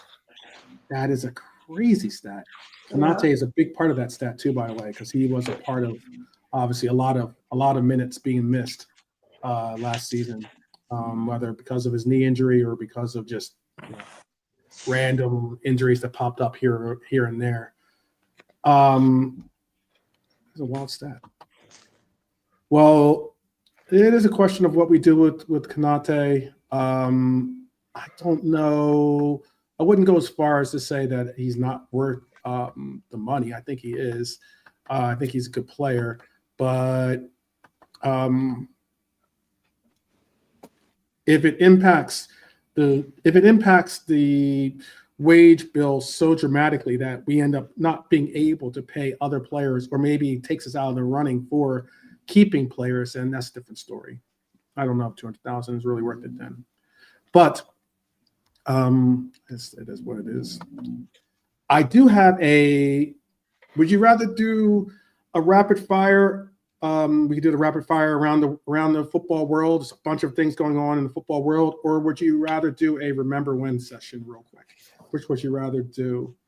I'll leave it up. I'll let Lee choose for the group here. Do you want to do a remember when session, or do you want to do a rapid fire? Rapid fire. Oh, okay. All right. Choice. Notably, the remember when session is the Scouse Lee special. He just turned down his own session, but all right. My speciality is not things, being very forgetful, so we'll go rapid fire. Okay, no. They're timely. Good. What's going on, Lee? I know. The man gets his own little segment, and he's turning it down. I think we've established now you can't do it on cue. No, he can't. Yeah, he can't do it on cue. Yeah, I don't want him to do it. That's when he's going to do it. Yeah, give him a mic, give him a stage, and I'm able to play it out. But if you ask me on the spot, it won't happen. I'll be like, I got you. All right. Well, let's start this right, and let's get the screen. I think 12. I think we should change his name from Scouse Lee to Stage Fright. I think we should start going to Stage Fright. Marvo the memory man. Marvo the memory man. There you go. Something like that. All right. Stage Fright. Well, let's say it like this. Let's say it like this. You want chaos? You've got it here. Because we can run through the wildest and most credible rumors out there circling the globe this week. There has been a rumor that Pedro, trying to think how do you say his last name? John Calves? John Calves, right? Yeah. Okay. It's a weird one. Pedro John Calves is apparently going to be the man that replaces Bruno if Bruno leaves Manchester United. It's a very interesting because they're now trying to figure out if Bruno is going to be sold to Saudi Arabia for quite a nice little bit of penny, quite a nice sum, put it that way. They are willing to pay. Now they're just waiting on whether Bruno wants to do it or not. There could be also a move for Messi moving to Saudi Arabia. Saudi Arabia is knocking on the door of Messi once again. I don't know if Messi is going to be making that move, but you never know. I know Messi is enjoying his time in the United States, but I mean, maybe that chapter is done in his life as well, and he wants to just get another big paycheck. He's definitely globetrotting. Messi's going to be in a wheelchair next, playing. Yeah. Or I'm sure. It won't even matter. They'll still, even if Messi in a wheelchair, they will still bring him out there on the pitch just to say that they have Messi. I'm sure. There is one notable story. John Stones to Everton has been picking up steam. It was a very interesting story. I'll stop the rapid fire for this one, since it is Liverpool quote unquote related, I guess. And the thing about it is,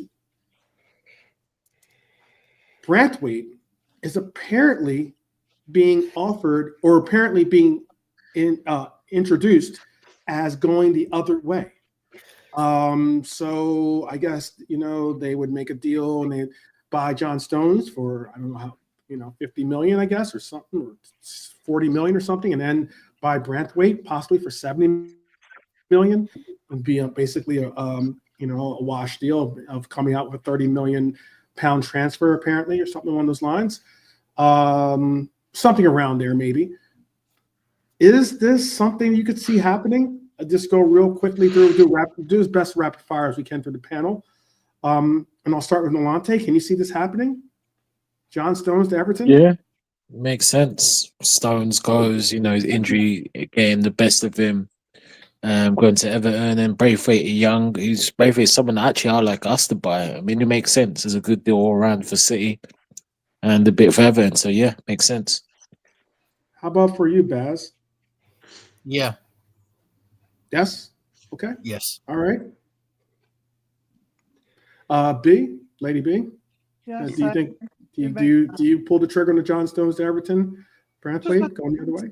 Yeah, and I'm not saying that, I think he'd be less of a threat to us at Everton at the moment than Branthwaite would. So, but it does make sense, I think. Okay. All right. I'll go to JK when he comes off mute. So I'll go. Okay, he's off mute now. JK, how about for you? Yeah, let him go back there, isn't it? That's what happens sometimes. Go to a big club, go back to the team you came from. Okay. I mean, they are a different club now that they have Moises involved in their club. I will admit that. New stadium. Brian, does this deal make any sense? Does this seem like a possible deal that could get done? Or no? No. If I'm an Everton fan, I'm like, dude, you got more injuries than fucking,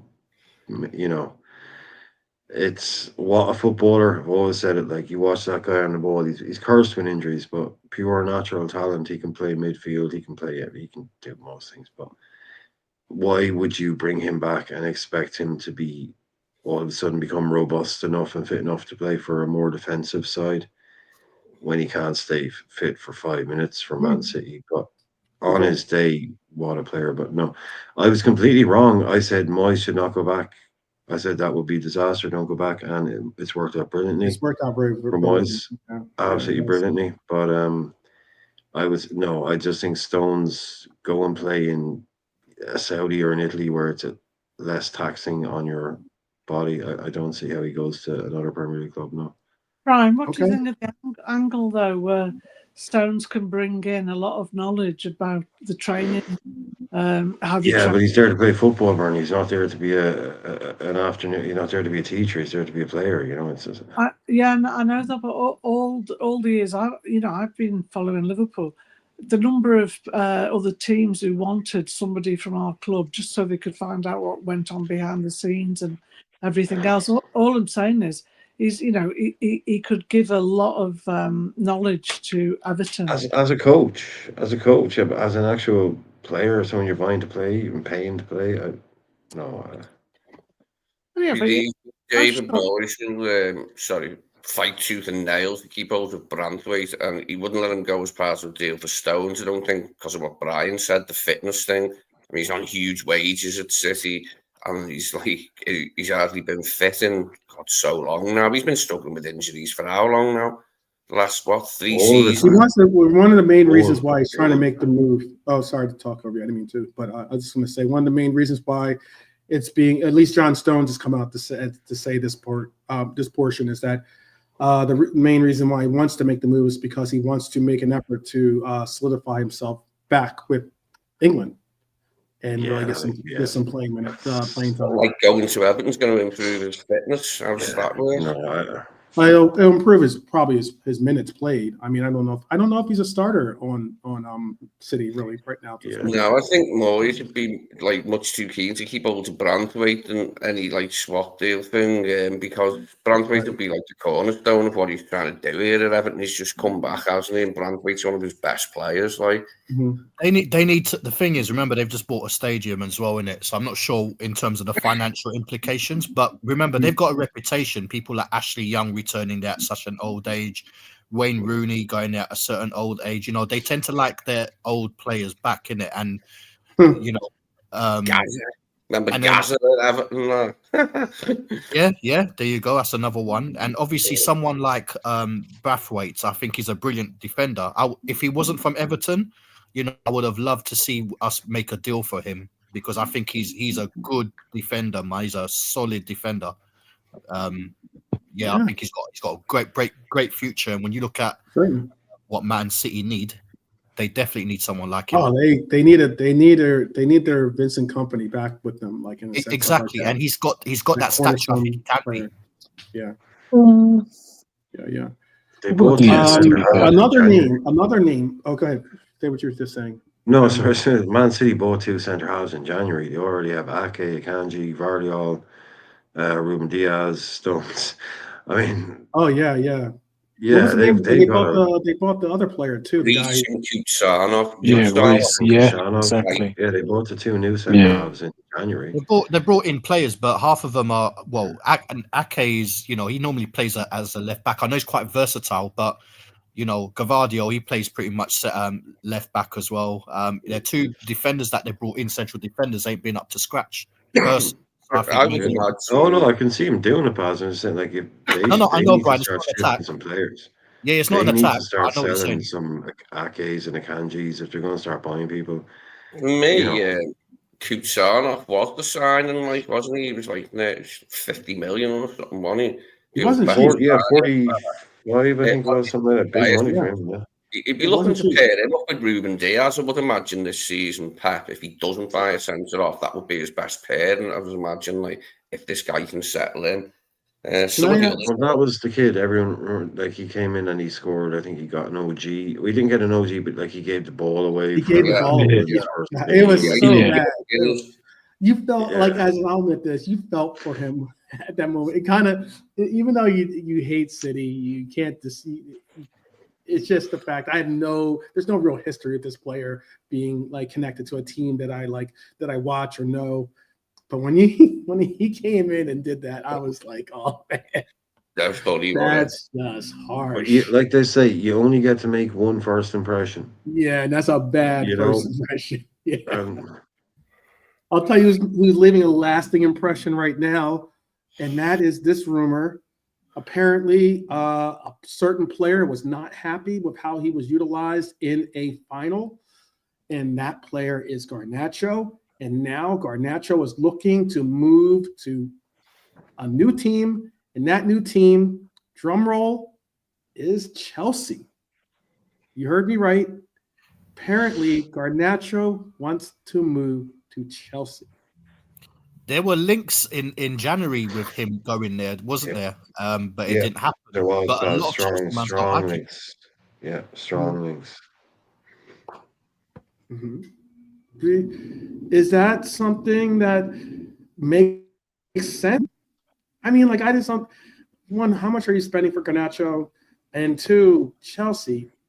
Do they even have room for a player like that? They're looking to try to bring in some other names as well in their forward list. They have about 40 some odd players on their roster. You know, like, that's just an interesting swap for me. But Do you think he could play in a Liverpool side, Garnacho, as Diaz's replacement on the left if he goes? Have Garnacho and no, let's let me mute Lee's mic real quick. Yeah, behave, Lee.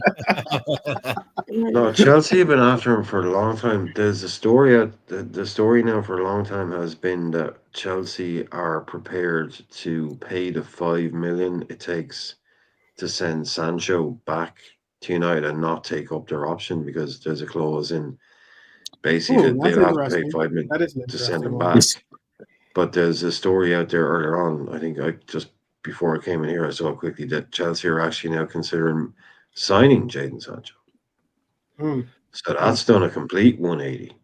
Yeah. You know, it's the story for a month was they don't want to keep him, and they're aware of the fact that to send him back to United, they'll have to basically pay like a £5 million penalty to not take up their option, and they're happy to do that. So it's just like, imagine me Jadon Sancho and reading that, like, we're happy to pay £5 million to not sign you.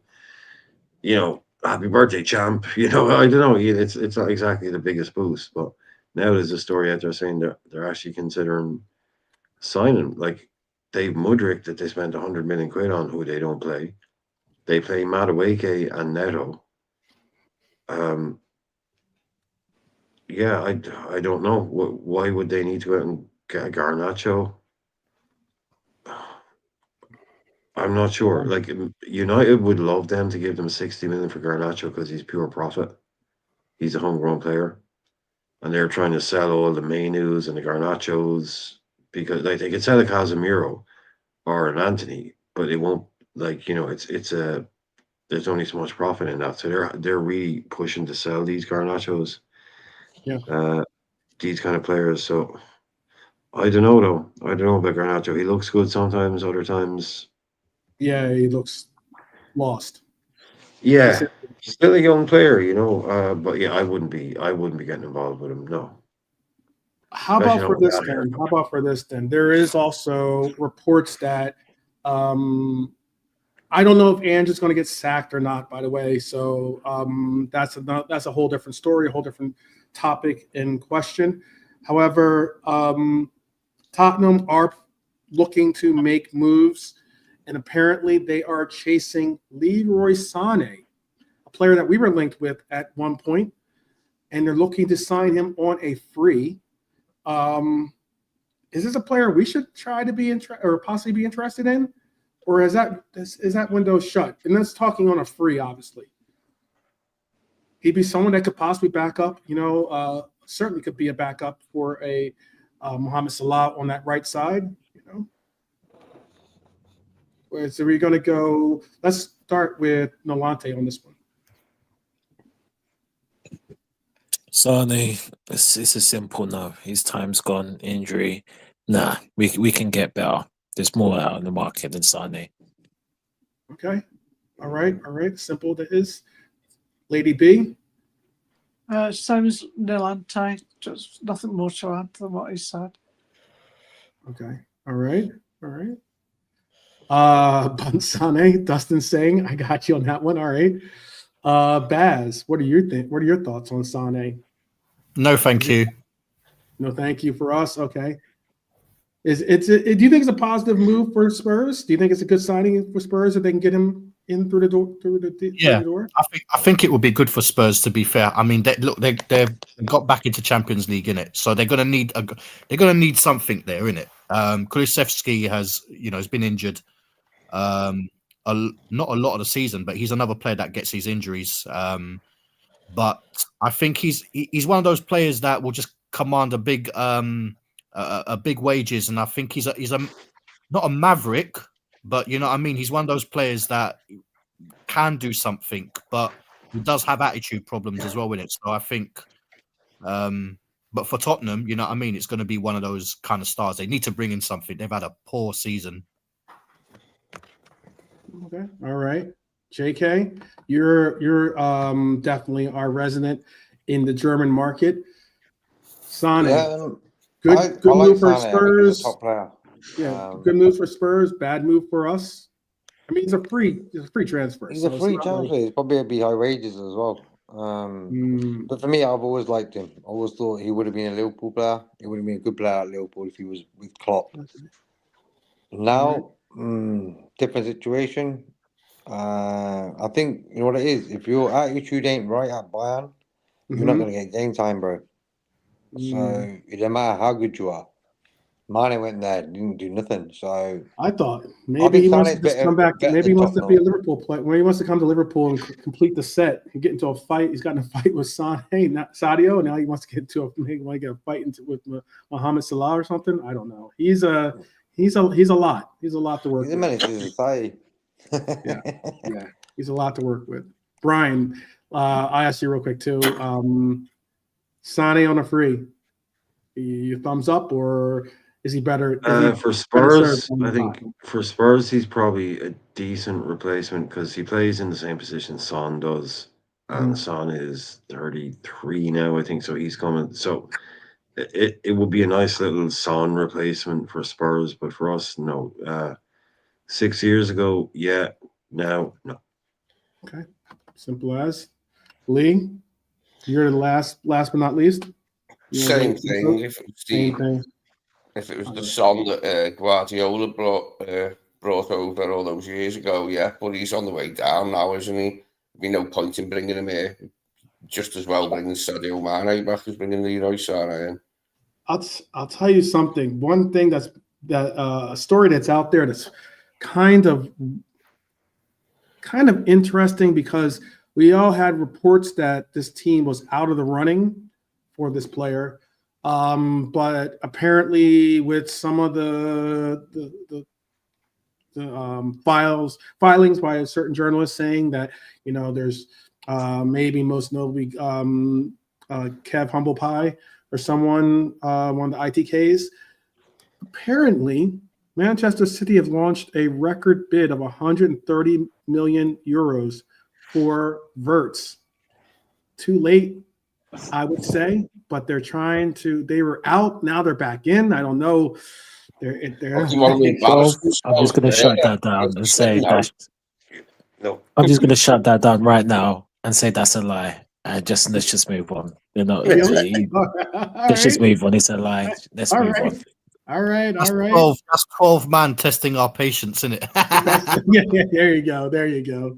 12 man is Kev Hodge. Yes, I have. And I'm coming off. Good night. Yes, that's right. There you go. Well, let's speak on this then. A player that is linked to us, and that is Joao Pedro. Joao Pedro is linked to Liverpool, Villa, Newcastle, Arsenal. Apparently, all interested in possibly bringing in Joao Pedro. We're going to talk a lot about the strikers in this striker special that we're going to do.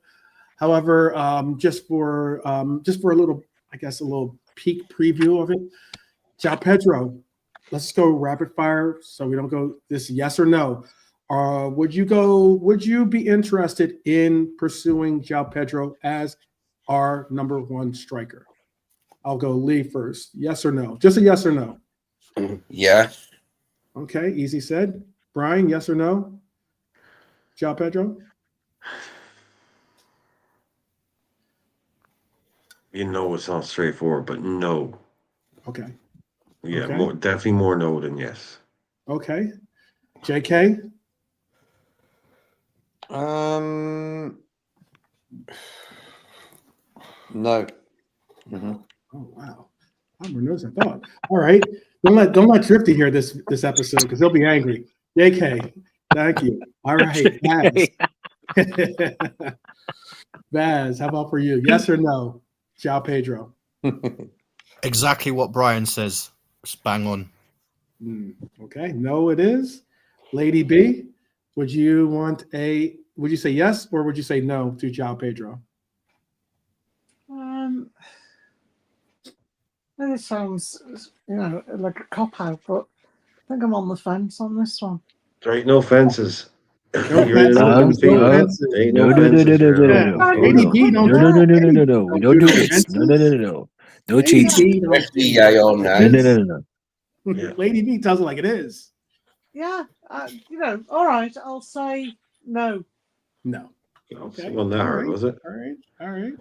Tell you're a tough crowd, you guys. I'm the only yes man so far for Joao Pedro. Apparently, Mate, we Milante, need you're a last but forward not who least. Are you going to can join? score goals in. We need a Yeah. forward that can score goals, and he can do that. So why not?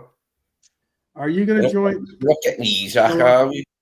You know, Milante, so are you going to join Lee with the yes? I don't know why we're even entertaining him. Wow, that's a strong no. I take it then. All right. Oh, My hang guy. on a minute, Brian. Can you have a go at? Oh no, no, it's all right. You won't because you've said you were straight to the point, whereas I was on the fence. Yeah, that's interesting. All right, all right. I think also I didn't speak on Junior Firpo to Lyon. That's Jeez, that's a blast No, from the past. Junior 12. Firpo. Sorry, 12. How about Yeah, you? What's your views on that? Joao Pedro. Yeah. I would say no to him being our number 9, our sole number 9. No, I wouldn't. I would look for what Brighton's going to charge us. I would just I would sooner go with another striker. Don't forget we're getting Osimhen, because Komat's put his hand. There you go. We got Osimhen. Oh, Lady B, I don't want to hear another one come up in the wind. No, Bernie forgot. He guaranteed us that Osimhen, not only was he going to be signing for Liverpool, he guaranteed that he was going to be the first signing through the door. Remember that? Oh, Brian. So he's already missed. Even if we do sign him, he's wrong on the first in the door. He's got receipts. Brian, but how can we forget? That's true, but Brian, how can we forget? And 12, remember, January transfer, January 2025, I repeat, Endo going to Inter Milan. How can we forget? It's guaranteed. No. He's never going to let you. A-Mac, he is never going to let you let no? you down. Oh. He is not going to let you down. You can't. I smell the whiff of BS when I see it. No disrespect, but yeah. I'll do some. Oh, there wasn't one more before I do some quick hits here. Simone, excuse me, I'm going to say Simon. Simone Inzaghi was offered £50 million to manage Al Hilal. He's a man definitely in the eye of being a manager that can make things happen. We'll see if that happens. That's just something I wanted to. And before I get into these last little quick hits, and then we'll get into which rumor the panel most liked as being likely. Konate still being linked to with Real Madrid, but I think that's a silly one because I believe he's going to either stay or he's going to be going to PSG or something along those lines. We're going to speak about the dope to Everton. I don't even know if we want to necessarily go there, but I don't think that I would sooner say if Doak were to go to, especially I saw Norm's comment in the chat where he said Moises would never sell us a player, but yet Moises wants to buy a player from Liverpool. You can't have it both ways. So it's an interesting conundrum, but hey, if he wants Doak, cool. I think that we should work out some type of arrangement so that we can properly pay for. Maybe if you want 60 million, I think, or 75 million was the price, but I don't think that Brantwaite is worth 75 million. But at least we can go above and beyond the offer that Manchester United had out there for him originally, and maybe throw 65 million and then ask for 25 million for Doak, maybe. That way it's a 40 million pound acquisition. Ryan Cherky to Manchester City is apparently nearly done. And for those out there that love the TV laden like Wrexham, Danny Ward is apparently going to Wrexham. So from Champions League nights to championship lights, I guess Danny Ward is going to make Wrexham pop. out of those rumors, is there any of them that really may get interest you? Anyone that you want to speak on possibly? I'll go through the entire panel. You can pick one if you want to pick one. If you don't want to pick any, you can just keep it moving. I'll start with Nolante on that one. Any of the rumors interest you that you want to add your 2 cents worth to? Yeah, good old Danny Ward. I remember in 2014, 2015, he's keeping goal for us, and went to Leicester. I think he played Champions League some decent nights, going to the PL, and they just kind of flopped. And he's just so Wrexham is a good signing for Wrexham. A man who's got previous Championship and a little bit Premier League experience. Welsh international, it's a good signing, for Wrexham. It makes sense, and him. I think that will be his level. And the Shirky one, I'm not surprised, City, because it's kind of roles reversed, really. If Wirtz is going to City, we would have got Shirky. So now where our eyes were set on him to get Shirky. So I'm not surprised.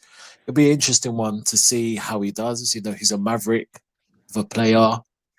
I'm not really all convinced by him, but it works. I mean, he could do bits for City, or he could blow hot, or he could blow cold. So, so 2 good transfers, and plus they're going to be getting Al Nouri as well. Well, it looks like he's going that way. So yeah, man, that's it's all firing it up in the transfer world.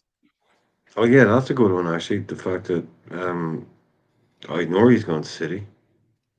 Yeah, that one is also out there too. Yes, you can speak on that. That's something I didn't bring up, but yeah, Nori is. Oh, and not to go all K-Mac, but apparently Brian Mbeumo to Man United is done, or it's in the doings. I did hear that too. Yeah, that's the rumor. I'm surprised, to be fair. Yeah, go to United. I think he's too good for United. It's a kind of a Wirtz scenario where they haven't agreed, but Mbeumo has told Brentford that he wants to join United, and they're prepared to pay. So it'll be just one of those things. But yeah, Mbeumo, Cunha. I mean, those are good transfers for Manchester United. Those are good deals for them. I don't see how they get that deal. Oh, I mean, that must be contingent upon the Bruno deal actually getting made. You would think, right? Would that make more sense? Yeah, that also more sells. They'll sell a couple of kids, like we're saying. Are on pure profit. Like Garnacho for 60 million means Mbeumo and what's his name, or Cunha. That's Mano, maybe, or something like that. Yeah, you got your man Ahmad, you got Manu and Garnacho. They are very happy to sell those 3 because pure profit. And before you know it, they got 150 to spend. Okay, so I got the answer from Brian, and I got the answer from Lante. Let's go to Lady B. Bernie, what was the rumor? Any of those rumors that you'd like to add 2 cents to? There's a lot, I know. Yeah, no, I've got to be careful because I'll get accused of sitting on the fence having splinters in my bum. when you get asked after other people have said what you were going to say, there's not a lot you can say. Okay. Yeah, so no, not really. And I think Mbeumo, I liked him, and I think he's too good for United. I'm a bit upset about that. I think he's got the makings for a really good player. But apart from that, now I'm just more interested in what we're doing. Okay, all right. So it should be. Yeah, Baz, what about you? Where's your 2 cents going towards? Look, I'm only interested in Liverpool and what we're doing. But if you really have to push me, I do like Shirky. I think for the price that he's valued at, I think he's someone that could be like a potential Shaqiri, play him every now and then. He's a quality player. He can do things for Liverpool. When you're thinking like we got maybe Wirtz is a great player. But it would be nice always to have an extra backup, someone that could do something. And I think he would be brilliant. I'm a bit gutted Chelsea, Man City have got him, but yeah, that's the one that interests me. I do like him. Okay, all right. But can I just say to that quickly, Baz? Yeah. Can I shift the perspective on that one? Can we not stand back and take a look at this from a distance and say, 3 years ago, 2 years ago, Man City are getting Wirtz for 130 million, and we're picking up a Ryan Cherky. That's what's happening 2-3 years ago, because Wirtz is the number one guy. Yeah, we would want him, and they would want. 2 years ago, City get Wirtz, and we end up not picking up scraps, but getting a second choice with Cherky. But we're now going out there. We're taking the player that they wanted. We're taking him, and they're the ones getting Cherky. That's how I'm looking at this deal. Yeah, no, you're right, Brian. Look, it's the roles of reversed in a way, which is great. However, it's amazing. How awesome is that? Like, we're now out there doing. That's awesome. But at 20 odd million pounds to get him just sitting on the bench, I'm not saying to that in terms of he's squad. That's like a Chiesa. Like, that's like us getting a Chiesa for 10 million. It's like, yeah, look, even if it doesn't work out, what's 20 million quid to them? You know, this it's is not it. like. Yeah, it's not like they're getting a backup for 80 million. It's not like he's costing them 80 million. Yeah, and we're spending 130 on Wirtz. But I just think it's the fact that we've gone down there and gotten their number one target. And this is like, as a Liverpool fan for the last 20 years, we're getting the Sharkies if we're lucky. You know, while everyone else goes out and gets, Wirtz will go to Madrid. They say nice things about Liverpool, but they go to Madrid or Man City. Now we're actually the ones out there. We're taking those players. That's the first time in such a long time. It feels very good to be that kind of fan now. We're in the market for these players. We're right at the top table. Yeah, absolutely. I mean, like, look, don't get me wrong. If we get Wirtz over the line, that's brilliant. I'm just thinking the fact that, if we do sell a few players, like, to trim down the squad to bring in, money back into the team, which is what inevitably would happen. I'd like to still see our squad strong, even our backup squad. Do you know what I mean? That's all. But I'm don't get me wrong, I'm happy. But Cherky is a brilliant player. Yeah, no doubt. All right. JK and Lee are last but not least. So JK's on mute, so I'll give it to you, Lee. Which of these rumors is most likely, or which one would you be furious to see come true? How about we say it like that? Okay. You get pick one or the other. And what are the ones we have to pick from?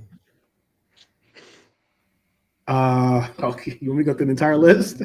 Please. No, jeez. I was talking to Norm in the chat. And all right. So, I mean, I can't listen on site sometimes at the same time. I'm bad spasm. I'm not there's like 14, 15 different rumors that we just went through. Doesn't exist in my world, mate. There is no double tasking for me. Okay. Which of the rumors you've heard today, Lee, most pricks your ears up? Mm-hmm.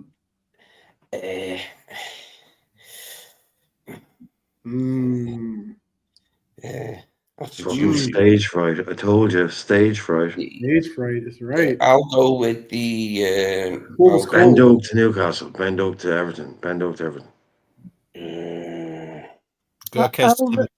Elvis is signed for City.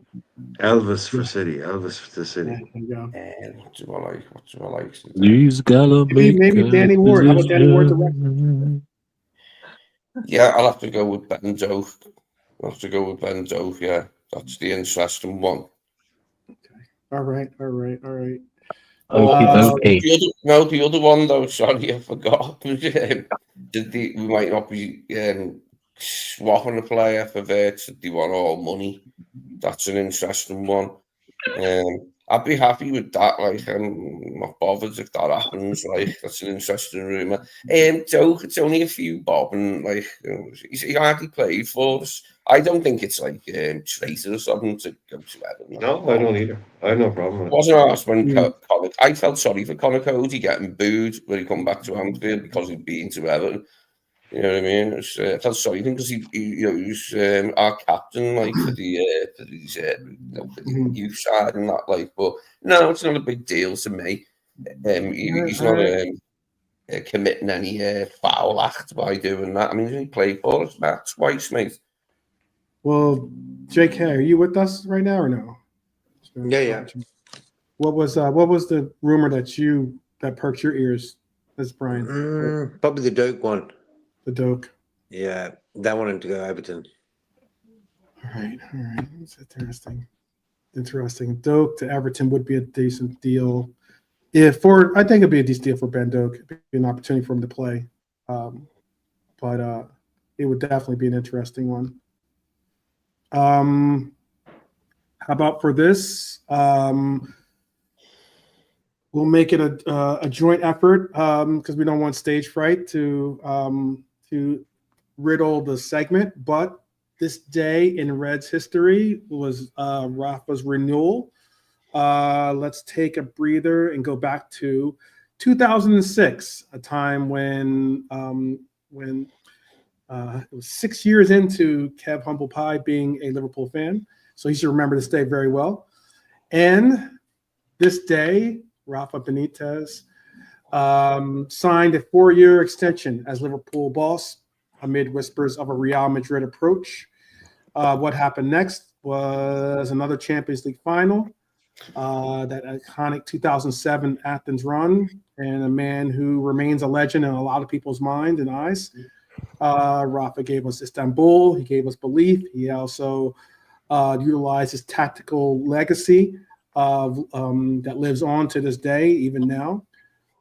In a world of managers chasing paydays and exits,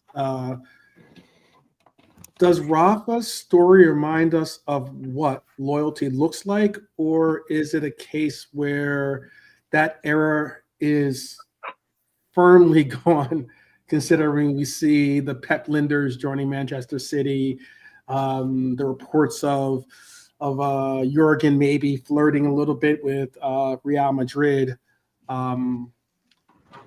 Hopefully that last part is just pure speculation. What was it like? What were some of the reflections you have on Rafa? And I'll start with Lee, since he can hopefully start us off with this one. Yeah, Rafa. I loved Rafa. Loved Rafa so much. He's a guy that I felt sorry for because his hands were tied. He come out and said that, and we all knew his hands were tied. It wasn't his fault that we chose the wrong owners. If we'd chose the right ones, it would have went better. But he managed to get us to Champions League, didn't he? Mm-hmm. And he put us back on the map a little bit more, didn't he? We'd already got back on the map a bit by winning the UEFA Cup, but we're in the Champions League again. I mean, yeah, we had that terrible time after he left, didn't we? But it was a great period for us, wasn't it? I really enjoyed, being a Liverpool fan while Rafa was the manager, like when we were at our best. It was exciting, wasn't it? Okay, yeah. Brought some good players in, like. Yeah. What's some thoughts about Rafa? I know, Brian, you definitely like having a real special place in your heart for Rafa. So. Yeah, very deep affection for Rafa, and I don't know why. He we're talking about loyalty and all that. Rafa went on to manage Chelsea, the team that created that whole the most intense moments probably of his reign. That time we were playing Chelsea, they were our biggest rival for about two years. He went on to manage them. He went on to manage Everton, and the love for Rafa is so deep. The fact that his family, everyone knows, never want to leave Merseyside. They still live on Merseyside. They have big, huge charitable foundations and stuff that they work all to do with Liverpool, and they've never wanted to leave the area. His daughters are Scousers. The fact that he basically, I mean, I don't know, he might have tested the water a bit if he went to go and manage Manchester United, but it just seems like he's just so loved that nobody gave a shit that he went to Madrid, he went to Chelsea, he went to Everton. Everyone's like, yeah, there's just something about that guy, and he's the opposite of a Klopp. he's not the happy-go-lucky, the Mr. Communicator. He's Jared always says he's a really bad man manager. He's not great with people, but there's just something about him. When he came to our club, I just instantly fell in love with what the guy had done with that team at Valencia. And it's just, I looked at him, I saw a serious operator.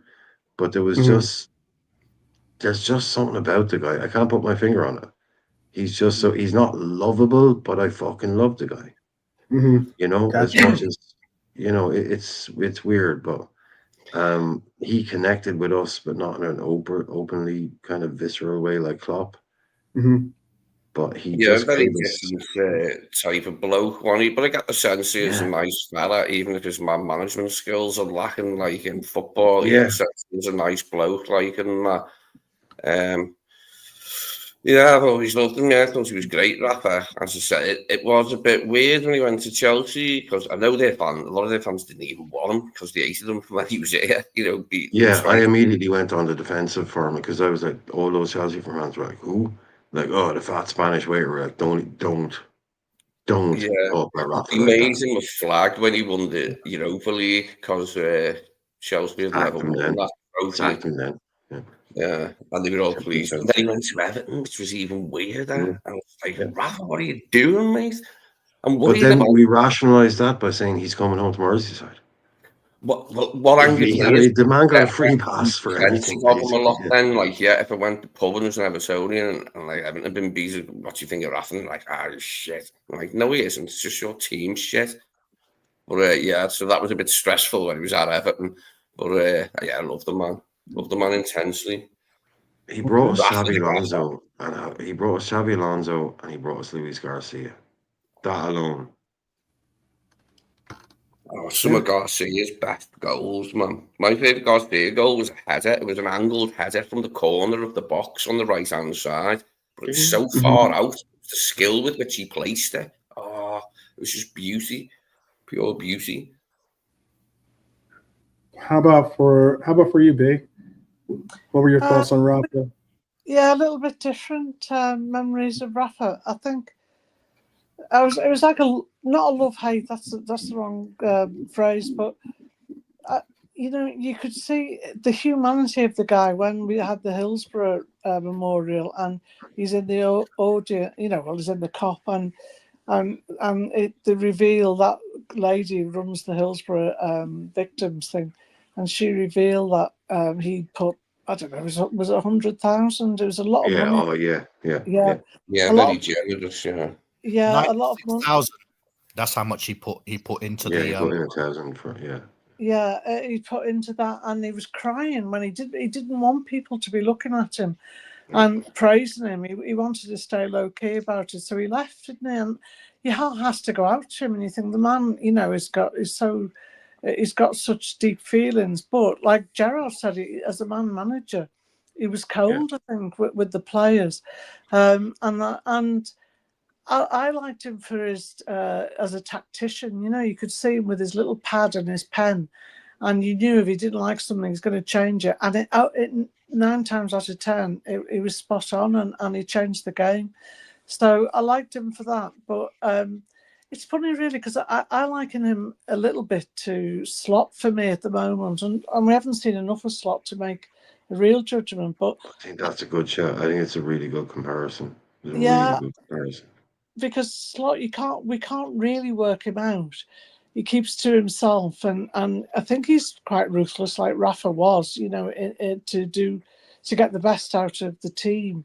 But is he a man manager? I think he plays at it, but I don't think he is really. I think he's just got his eye on, what he's doing. I think the way Jared was saying is like basically kind of to part of it is you never got a hug off Rafa. No. You never got a well done, son, off Rafa. It was just he'd pull you up when you need to criticize you about something, but he was saying something like, "I've never played for a manager who told me less." Well done kind of thing. Yeah, and that was just his way of doing it. But I think that's why I think I love him, because you could see through, like what you're saying. He had that fucking deep humanity about him.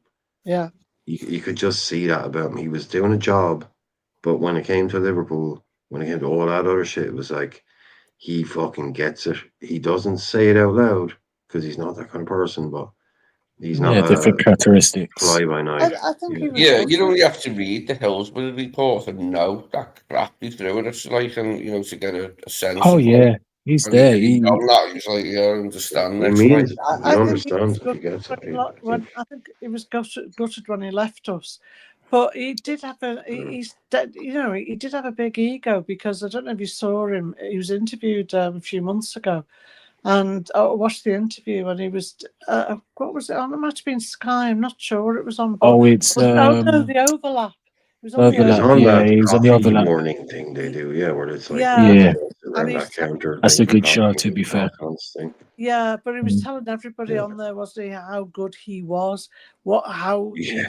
what his tactics were, how he did Oh, it. he was.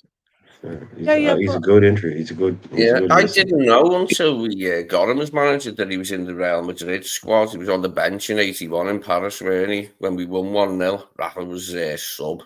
He was a fullback. Yeah. Rafa, yeah. I've seen That's the why you picture always of wanted him, to go it back shows to you him, all right? the players.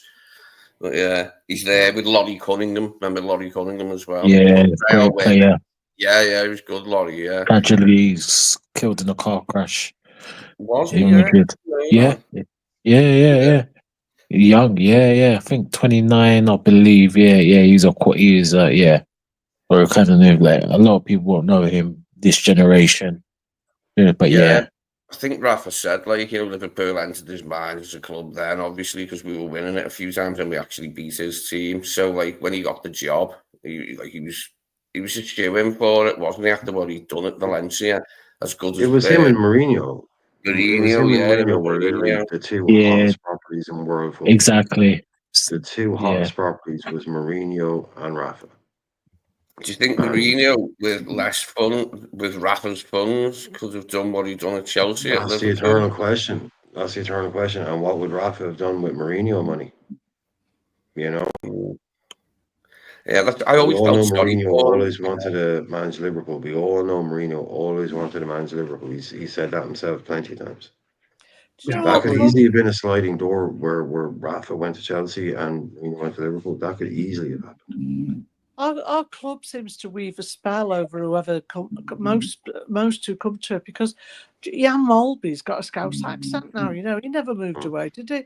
John Barnes, you could lives go in the city. you could go through them all and yeah.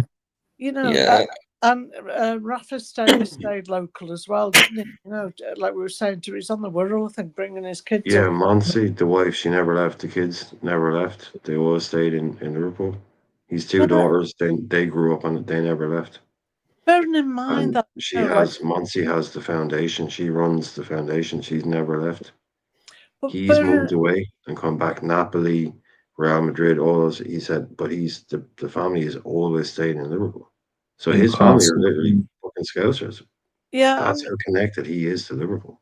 And I'm not. I don't hope I'm not insulting anybody, because I'm from Liverpool. So, but I think when you think about, like, in Cheshire, they've got like the Millionaires' Mile where all the players live, and even some of our players have moved there as well. Because they've got all the nice little Michelin star restaurants to go out to. They can walk out without, all the schools, the posh schools there and everything. But yet they still, for all that, and our players have got the money, or the managers have got the money to go to those places, they still want to stay around Merseyside, and I think that's because of the people and the club, obviously, But I think it's such a special place that it's sort of like weaves a spell on them. They don't want to go. Yeah, it was great to hear that his daughters stayed here and that, went through education here and that, like, and just decided to stay. It's always nice. I mean, it happens in other places, like where people play and then they stay in the area. It happens in football, doesn't it? Like, more than you'd think. I think a lot of people do go back to where they're originally from, but some just stay, don't they? When you think about the pundits, Lee, that on all the channels, and there's more ex-Liverpool player or manager pundits than anybody on all those sports channels. You know. Yeah, Mourinho said that, didn't he, when he was Chelsea manager? He went, "Oh, Liverpool, ex-Liverpool players on British TV or Match of the Day." When he was having one of his moans, like, yeah, him versus Rafa was quite funny. Like, wasn't it? It was like, yeah. I did. He was a good pantomime villain, Jose, like, because he wasn't bell ending them days as well. He said some bell end stuff, like. But he's a there you good go. manager. That's Jose for you. Yeah, that was a classic, a very classic rivalry. I think with Rafa, I think if he had it his way again, because of the love he had for Liverpool, he would have stayed Liverpool long before he got sacked. But Yeah, I mean, probably at the point where we might not have seen Klopp manage this club, if I'm honest. But it's with Rafa. You know what? I'm just so sorry that he just didn't win the league with that team. We were so close again, but then all toilet stink bombs. The draws, and then the fact. But he was a very good manager in his peak. Probably I'll say top 5 managers in the world on his peak, on his best day. Top 3, top 5, definitely. He could go toe to toe everything. He was a tactician, and I mean, he didn't have the affection, but no manager is perfect. Like Klopp, tactically, he's better than Klopp as a manager. But obviously, Klopp has more. But again, each manager has different characteristics. And even Steven Gerrard said, wow, he played his best football under Rafa. He pushed him to drive him to be a better player. So, yeah, man, Rafa, great manager, he won everything. Just unfortunately, he just couldn't get the big one. And we had the chance, and just shame. And like you said, I mean, if it's his way, he would have come back to Liverpool, but we've gone past him at that time. Hence, he loved the Premier League. Exactly, 12. Hence, he went to Newcastle, Chelsea, who done well for them. Even them scumbags gave him Newcastle. Yeah, they gave him a little bit of reception at the end. He won them the Europa League. And Newcastle, because he would have come back to Liverpool, but he just loves the Premier League. So, fair play to Rafa, man. Like, he's definitely, and obviously his work for the city, Hillsborough. I mean, I've seen him at the, when he do the vigil, obviously he's mentioned, and the tears in his eyes, man. He loves the city, man. He does a lot of work outside. Didn't have luck on his side as a coach, because he was underfunded. He was told he was coming here, and that would be the opposite. And it was all right. And then we sold the club to those two jokers, and everything went. The Cowboys, Pops. When did they come in? About 18 months after Rafa arrived? Did the Hicks and Gillette? Yeah, you're right. They came, I believe, 07. Yeah. His second season, we bought him Crouch, hadn't we? Who else did we bought that second season? Mr. Soko, did we get? And we got Mama Cromcamp. Yeah, we got him a few players, didn't we? But what happened with Hicks and Gillette was just nobody could have foreseen it, really. But if that's true, that David Moore's got a cob on because he wasn't invited to the Sheik's Palace, then I'd strangle him myself personally, if that's true. Yeah. That's what Frank reckons. Frank said was one of the stories, or the story, that David Moore's, our old owner, got a cob on because he wasn't invited to the Sheik's Palace. He wanted to go and have a nose around the Sheik's Palace or whatever. Didn't get an invite. And he says, I'll tell to these Americans. I'm not sure if that's true, mate. If that's true, I'm not sure if it is, but God. No. Big up. Well spoken on Rafa. Definitely a beloved portion of our history. I mean, he's brought us some incredible moments, and also was certainly someone that helped bring us at least back to an era of belief and some real optimism for the clubs that we had under his tenure. Yeah, 2009 as well, the league. it wasn't just the Champions League. It was also 2009 where we finished 2 points behind United. So he also had a really good shot at winning the league for us too. He wasn't just a cup manager. So what would you say? What in that year? What was the reason why you think we couldn't get over the line? Why he couldn't get us over the line? Federico Macheda. Well, that's easy. Okay. Too many draws and selling Robbie Keane. Okay. Yeah, we had some the most bizarre transfer of all time. The most bizarre transfer of all time. We didn't spend 20 million on players like that. We just didn't do that.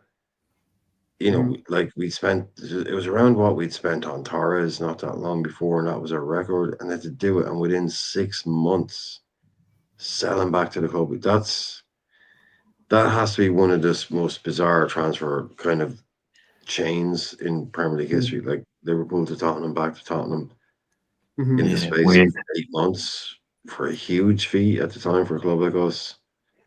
I really want to do well for us, Robbie Keane.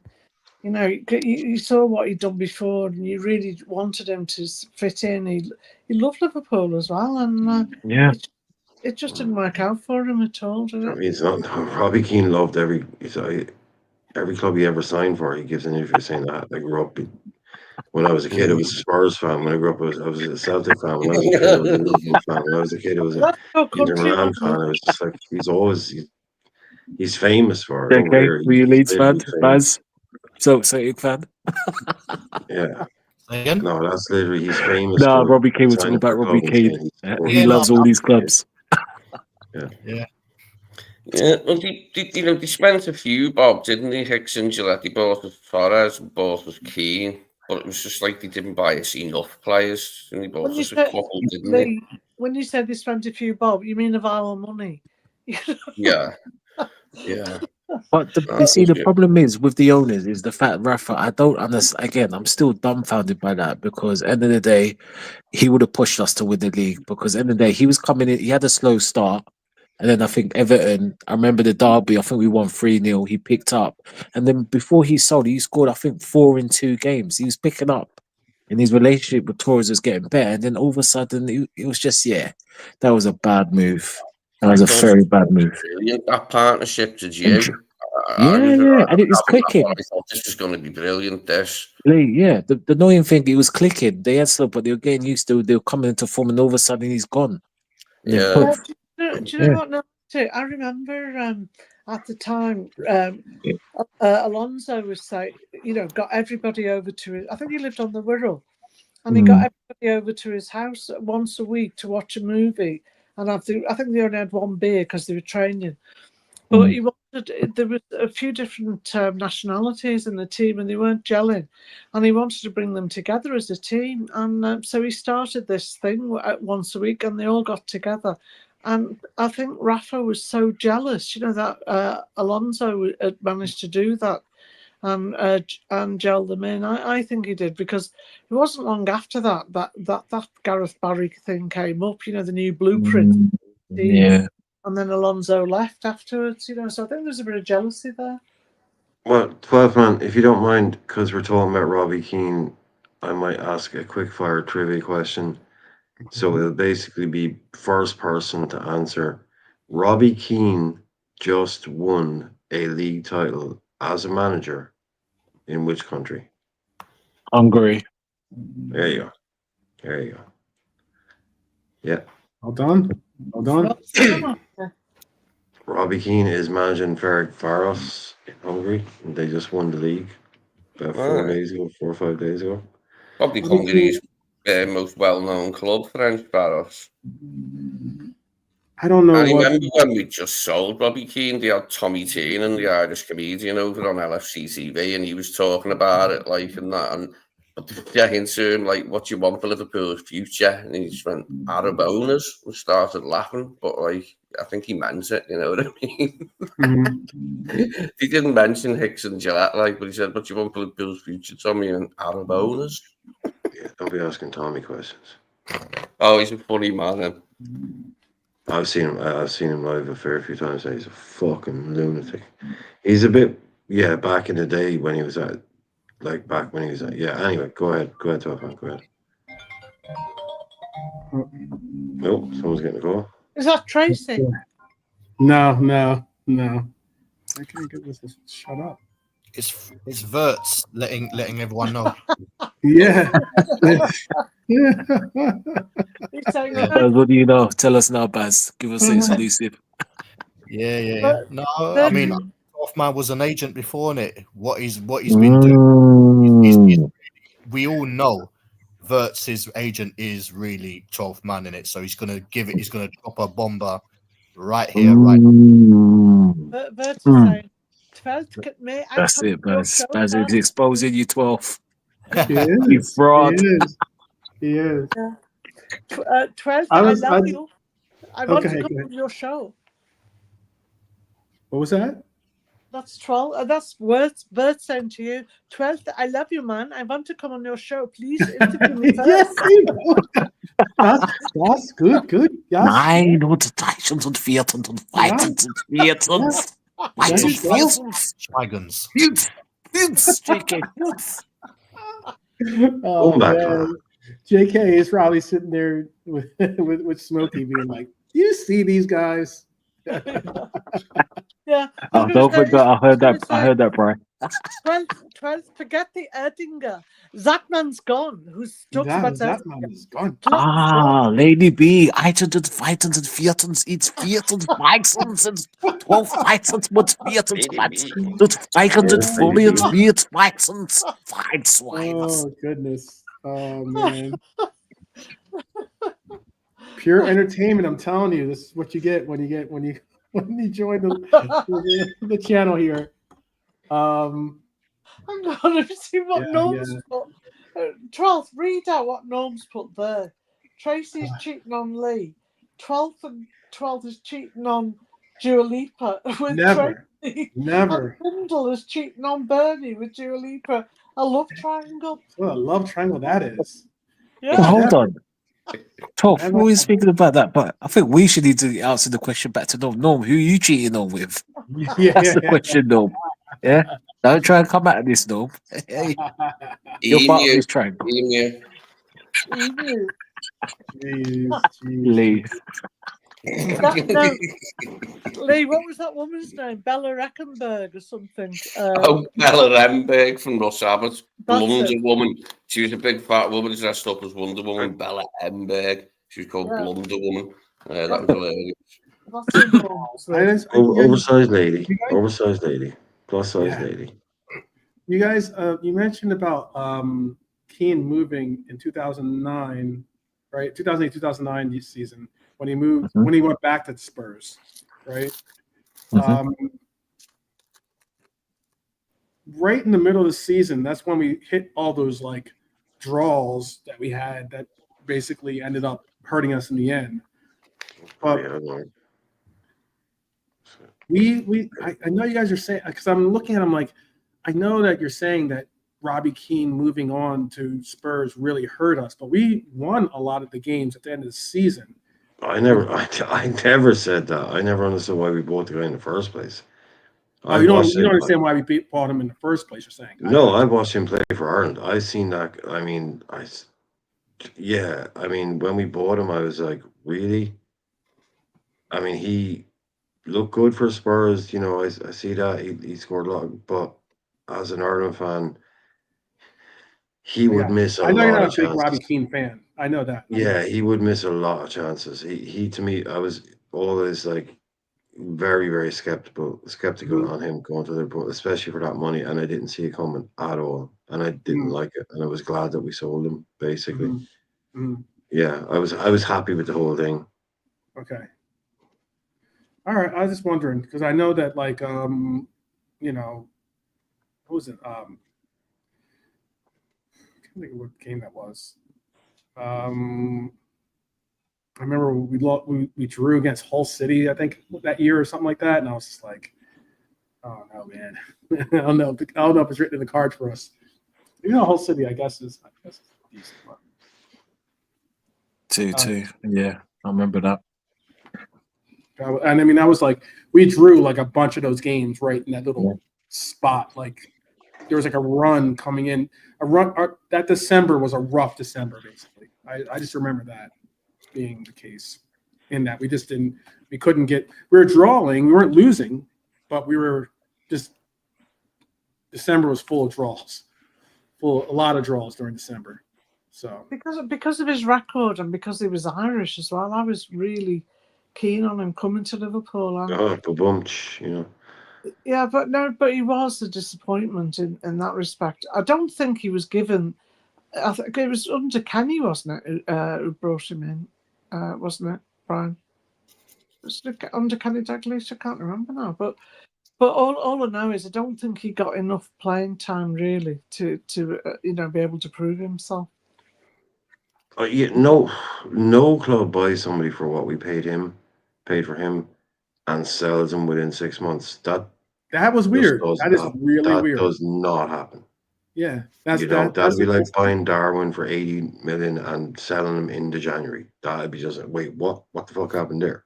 Maybe that's also a testament of, like we were just talking about, Rafa and his stern, approach to players, and not maybe Keane just wasn't feeling the love and let out. I just think it's one of those behind the scenes jobs. Definitely, it can't be just about the player. But the thing is, it's just with Robbie as an Ireland fan. I say, look, you'd watch him and he'd play really well against Holland or really well against Germany or something. And then I see Norm saying this too, by the way. He's saying Rafa got then him. We play Andorra, Iceland, Poland, and the Czech Republic, and he'd be shit against all those teams. Mm-hmm. Mm-hmm. And then he'd show up good against one of the bigger teams. Mm-hmm. But in the kind of normal games against crap Georgia, Kazakhstan, Robbie Keane would be bang average.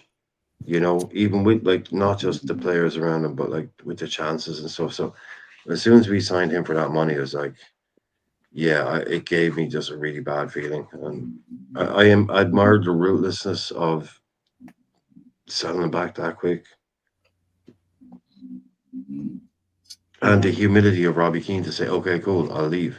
Because he could have kicked up a stink and said, I'm not leaving. It's my dream to be at Liverpool. He said, fuck it, if it's not going to work, I'm not going to be, sit around being, on the bench. I'll say, cool, I'll go back to Tottenham. Yeah. But we drew against Everton that year too. I remember, that's nothing new. We do draw against Everton quite a bit, but I just remember we drew against Everton that year. We had a bunch of draws. That was in January when we drew against Everton, I remember, but because it was right on my birthday. It was getting close to my birthday. But not everyone works out. I admired the ruthlessness of it. Look, we tried it. It didn't work out. Let's change it. I admired it, Well, some good talk about Rafa. Definitely remember when session went a little bit longer than we had expected, but Rafa is a good man, and he is definitely a good presence when it comes to representing Liverpool. He's someone that's taken Liverpool as a part of him, and thus was the reason why he wanted to come back to Everton. Another reason why he wanted to come back to Everton, come back and at least coach Everton, and also another reason why he still, I believe he still has a home in Liverpool. I believe, right? I think he does, right? On the Wirral. Do you know where, Bernie? Do you know where at all? The family are still living in Merseyside. Yeah, he's on the Wirral, I believe, anyway. Yeah, there's some really nice parts of the Wirral. I think that's a shout too by Abdul. That was unfortunate. Harry Kuhl not working. Yeah, I mean, I don't have many kits that have names on the back of them, but I do have a. He was good, man. Wow, yeah, what a player! Brilliant what a player he was. Pain in the arse when it didn't happen. Yeah, injury prone, wasn't he, Harry Kuhl? But he was a good player. Yeah. Good player. That's one of the few names I have on the back of my kits. Nilante. Is he gone I was going to ask you and Lee, could you sing Brown an Irish song in honor of Baby, okay?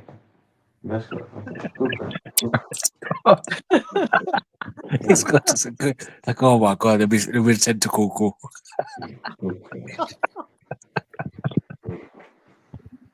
Brian, name a song for them to sing. Sorry, what's that now? Nilanti and Lee are going to sing you out on an Irish song. All right. Oh goodness, I don't know about that. I don't know about that. Exactly. Let We're me trying not to destroy the Staying Irish. alive. We're trying to keep Staying them alive. Let me not destroy the heritage. I'll be lynched in this court of Wolfwood. But we're gonna bring it to a close. We're almost at 2 hours and 30 minutes almost of an episode that has been a lot of fun. Can I just before you just end? Sorry, can I just mention the elephant in the room? Elephant room is JK Silence negotiating deals in the background. What's going on there? I know. I mean, Baz already called you out. JK Silent. What's going on there? JK? Come in, JK, over. Just wrapping up the Wirtz deal. With 12 man. Oh my goodness. JK, what have you been up to? We know you've got Wirtz in there. Bring him on. On a second. Not joking. Yeah. He's laughing at our German accents. That's what he's probably. Oh, man, the I gotta start laughing, bro. I didn't want to press in mute. I was laughing too much, man. my JK, my Germans, brother. So play Birdie. She started it. They're not even words. Don't forget my song. Exactly. JK's like, those aren't even words, dude. I know. I'm just laughing. JK, don't forget my song. Underneath the Fallen Madonna with the big boobies. Underneath the what? Do you know what? I'm trying to do my Florian song.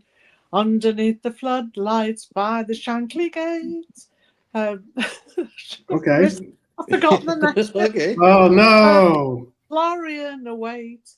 He's going to put his shooting boots on, and then he'll sing. Oh no! I'll have to make You got a good voice. Working on it. I'll do the song. I'll write it out and then I'll sing it. I like it. You got a good You voice gotta, there. yeah. Get it ready. Get it on tap and get ready. Somebody better get normal. Put it in the cop. I'll tell you, it's gonna go to number one. Only if me, Nanante, and Brian and Leah backing vocals. Can you imagine? Just give me co-write credit. That's all I need. I don't need any back to Yeah, as long as I get my 15%. That's all I need. Get my 5%. So, with that said, I was going to say, while others are on panic, you can rest assured you can always find a calm and collected group of people here on the channel. Yeah. Norm said yes, that was a good one. That's a good one. More like hot chocolate. Yeah.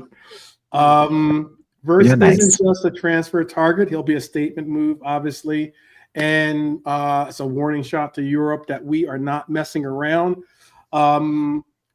It's something that I really wouldn't mind seeing happen, obviously, sooner than later, to just shut the whole peanut gallery up, I guess you could say. There was one other thing I was going to ask you too, before we do end this thing. While we got this great panel and while we got a great chat there, I'll ask you this. Would you be interested in bringing in Bellingham? But not the Bellingham that's in Real Madrid, his brother. Would you be interested in that deal? There was some I saw a couple of different rumbles about like maybe we would go. Maybe he's a player that we'd be interested in pursuing. Who's he play for? Sunderland. Sunderland. Got promoted. No. Okay. What position is he? He's a Like a midfielder. midfielder. Midfielder. Okay. And there For is, me, bro. and also I'll even ask, I'll even piggyback that with, do you think that Jayden Dans should go to Sunderland, and would that be a good move for him? Those two questions. Yeah, I think it was. Okay. I think didn't he get to Middlesbrough?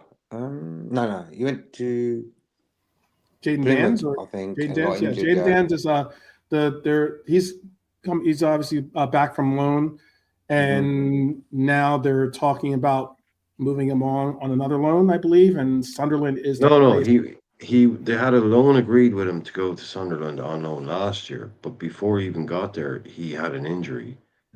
Basically, that injury never This cleared year. up. So yeah, like Right. last season, as it were. So he never played for him in the end, and now they're come back in saying, "Well, we want to loan him again, but for next year." So he Right. never actually. It was agreed for him to go to Sunderland last year, but with the injury, he never played a game for him. But they've come back in it. They've got promoted, and they've come back in again and say, "No, we'd still like to We loan can him use him. Yeah. and take him next year in the Premier League." So I think that's a great deal for if he's. It shows how much they really wanted him. It's just like it was all arranged. I think like the week before he was going to go to Sunderland, he injured his back or his groin or something, and that was it. He never played football again last season. That was it. He was done. So they want to reignite that deal and bring him back, but he'll be on loan in the Premiership this time, not in the Championship. So I think that's a really good deal for us if he's going to play. Get to see him. But Joe Bellingham, I don't know a lot about him. I've heard he's very good. Dortmund wants him, obviously. But other than that, yeah, I don't know. I don't know. Okay. He'd be one I don't know what the lads think. I haven't seen enough of him. I haven't seen him play now. I know his name and that's it. But, I've not seen him play. Yeah, he's a good player. But I just think that he'd only be treading water with us and waiting for the talk in the ear off Big Brother to get him over to Spain, you know. So exactly that, Bernadette. I ain't got time for that. Yeah, exactly. Yeah, if he talked Trent over, he's going to talk the little brother over. Yeah, fuck that. Instantly rules it out. Good shout. I tell you the truth, Instantly rules it out. I've seen him play a few games like Sunderland against Cov and that. I tell you the truth, in both games he was missing. Didn't realise he was playing, bro. And I think his name helps him, if you understand what I mean. Yeah. If his name was something else, would he get that limelight? I think he's a right player, but what I've seen in the games, not really great. But is he more of a wide player than Jude is? I would say he is. You think so? Just a little bit. I just know that in the games I watched, bro, I didn't even know what he was doing. I couldn't say, yeah, he's playing that position. Like, he weren't really affecting them games. So God knows. Isn't there another one as well? I think he's got another brother who's playing as well. If I'm not mistaken. I think there's 3 of them, I think. Okay. All right. I saw that Dustin says yes to Jube.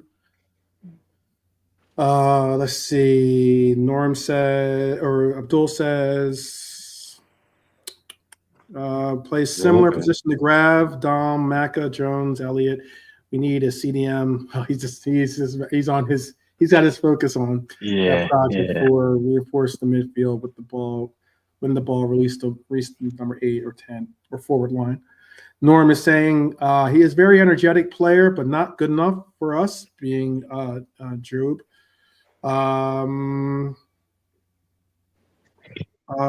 Energetic. But he would develop into a better player. So 2 years down the road, he might even be better than his brother. We don't know.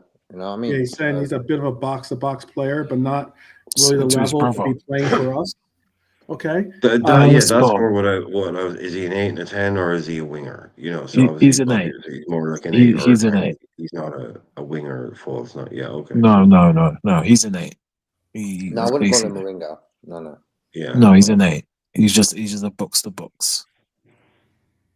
So pretty much, literally the same as Jude. His brother, yeah, basically, yeah. Okay. I mean, you could push him forward like his brother if you really need to as a force, like 10, whatever. But yeah, it's the same as his brother, really. Yeah, the only difference is OBUD in the name. You know what I mean? That's all the difference is. He actually looks like him as well, bro. He does look like It's like a clone. and he had a part. He did play a part in getting Sunderland to the Premier League. He did play a part. He wasn't like standard. To be fair, he did. Yeah. But I think this season at Sunderland, he's gonna show what he's sort of. If he's really good, we'll see it now because we'll see games with Sunderland and then, playing the slot, playing Man City, whatever. We'll see how good he is, really. So, yeah. Okay. Dustin's asking, are these rumors of both or any? The Sunderland rumor about Jayden Danns isn't a rumor. That's a reality. That's what I'm saying. Right, yeah. The Bellingham rumor is just that. It was just a question I was asking.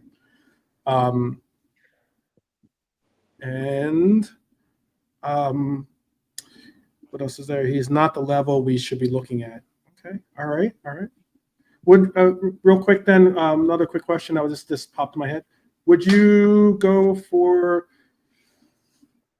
if this player was offered, would you go for Kluivert? Kluivert had a little bit of a rise to glory for a little while. Would you go for Kluivert as a possible addition to Liverpool to solidify their midfield? Just anyone that wants to, you can just chime in. Don't tell Liverpool that, bro, because if we don't get worse, that's who we're getting. Yeah. Okay. You know what I mean? Okay. Yeah. But for me, he had a great season. I don't know if that's necessarily that is that. No, all due respect, that would be definitely a little bit of a downgrade. Yeah, but I think Kluivert last season, bro, he had a top season. Not at the end, but I think he had a top season. He fell off at the end, I think. He definitely fell off. Yeah, at the end, yeah. Well, from January on, he only scored, I think, once. So he fell off massively from January. Scored a lot early doors, but him and Bournemouth, basically, they fell. Yeah, from January, they went down big time, both of them at the same time. But yeah, first half of the season, he was absolutely flying. Yeah. Very much. Is he like Kluivert Jr.? Wasn't there another Kluivert? Andrew Kluivert, son. Yeah. Excuse me. His dad, yeah. His dad played for Newcastle, Barca. Dutch legend. Yeah, Dutch guy. Yeah, I remember. Dustin is saying no, Kluivert is very overrated. Okay. All right. Have you noticed the sons are never good as their dads? Funny, JK, the way that a lot of the sons are coming through at the moment, aren't they? Between seasons. You got Delap as well. There's quite a few, isn't there, coming through at the moment? There could have been. There would have been. Didn't Ashley Young have a chance to play against? I think his son. I think it was, wasn't it? Wasn't that this recent? It didn't happen, but it would have been like a historic day of because not often does a father get to play against his son in a. I think it was an official match.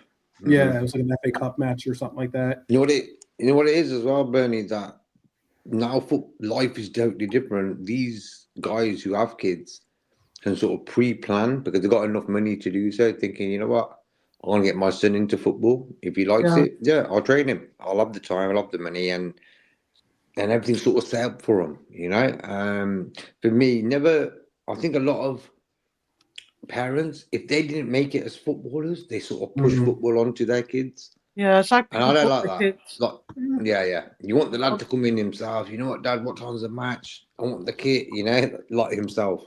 Then you know this kid loves football. I believe Carra's son's very good as well, isn't he? I think he's a centre back. He was at Wigan, but I believe he's very good. He's actually Bernie joined the Legions. He's playing for Malta now. Oh, is he? Yeah. Playing for Malta. Oh, Wow.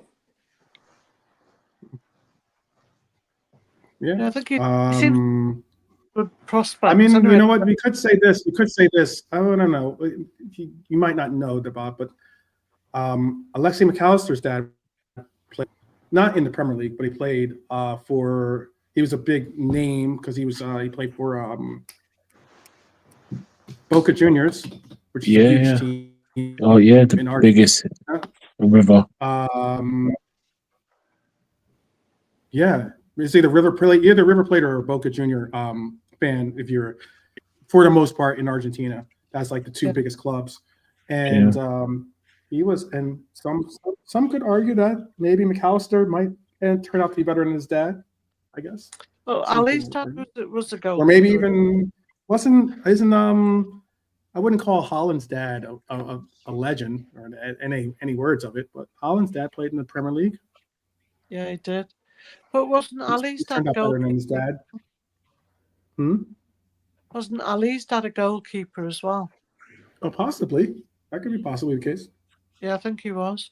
He trained him and his brother because his brother's a goalie as well. Oh, wow.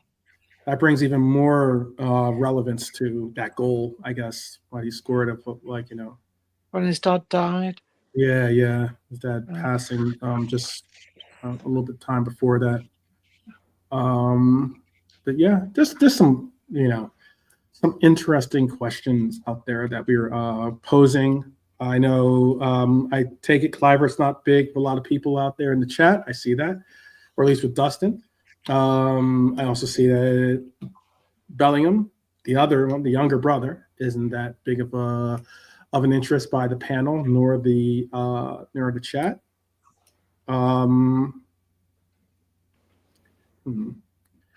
Be interesting if they did it. If they did do that, do these children want to play football?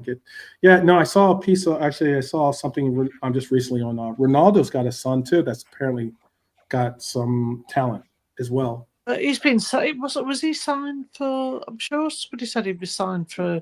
It was Man United, but he was signed for somebody when he was a little tiny boy. He was already on books. That's what they'll do nowadays. They'll try to sign you at like age 12 or whatever, or 10 or something, just to make sure that they have the rights. Younger man, they get them up at 8, 9. Some of these kids are getting at 8, 9 years old. Yeah, it never worked out for Beckham. Absolutely crazy.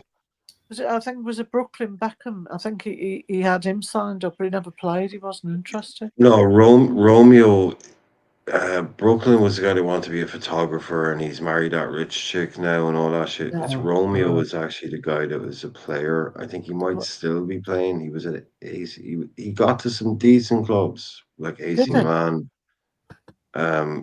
He's never. Yeah, I don't know, but it's Romeo. I think is the footballer. Brooklyn is the. Yeah, it's the other guy. So yeah, it was 3 or 4 sons. I can't remember now. But I just think if you're talking about Kluivert, if that's what you're talking about, I think I'd be surprised if Justin Kluivert ever reaches the peak that Patrick Kluivert did. But Patrick Kluivert was for not a prolonged period of time, but for a while, was one of the best strikers in the world, without a doubt. But he didn't really do it for a very long time. Kluivert gets underrated. He doesn't get talked about, Patrick Kluivert, but for a short time, when he was at his peak, Kluivert was an incredible player. I don't know if Justin Kluivert will ever be that good, but remains to be seen.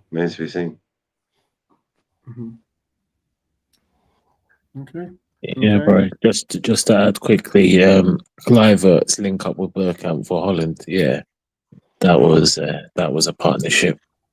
It's ridiculous. Yeah. Winning the Champions League when he was 19 at Ajax. Come on. Didn't I wanted to make sure too. Didn't Nat Phillips' dad play in the league too? Our Nat Phillips. I think his dad played as well. Yeah, Lee knows this. I think he played for Bolton. Oh, and Jimmy Phillips. Oh, right, okay. Jimmy Phillips. Yeah, that's his name. Yeah. Yep. I think Lee, actually, those are your cues for your remember whens.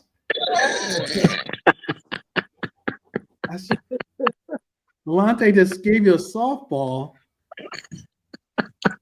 Come on, Milante. I don't know, Lee.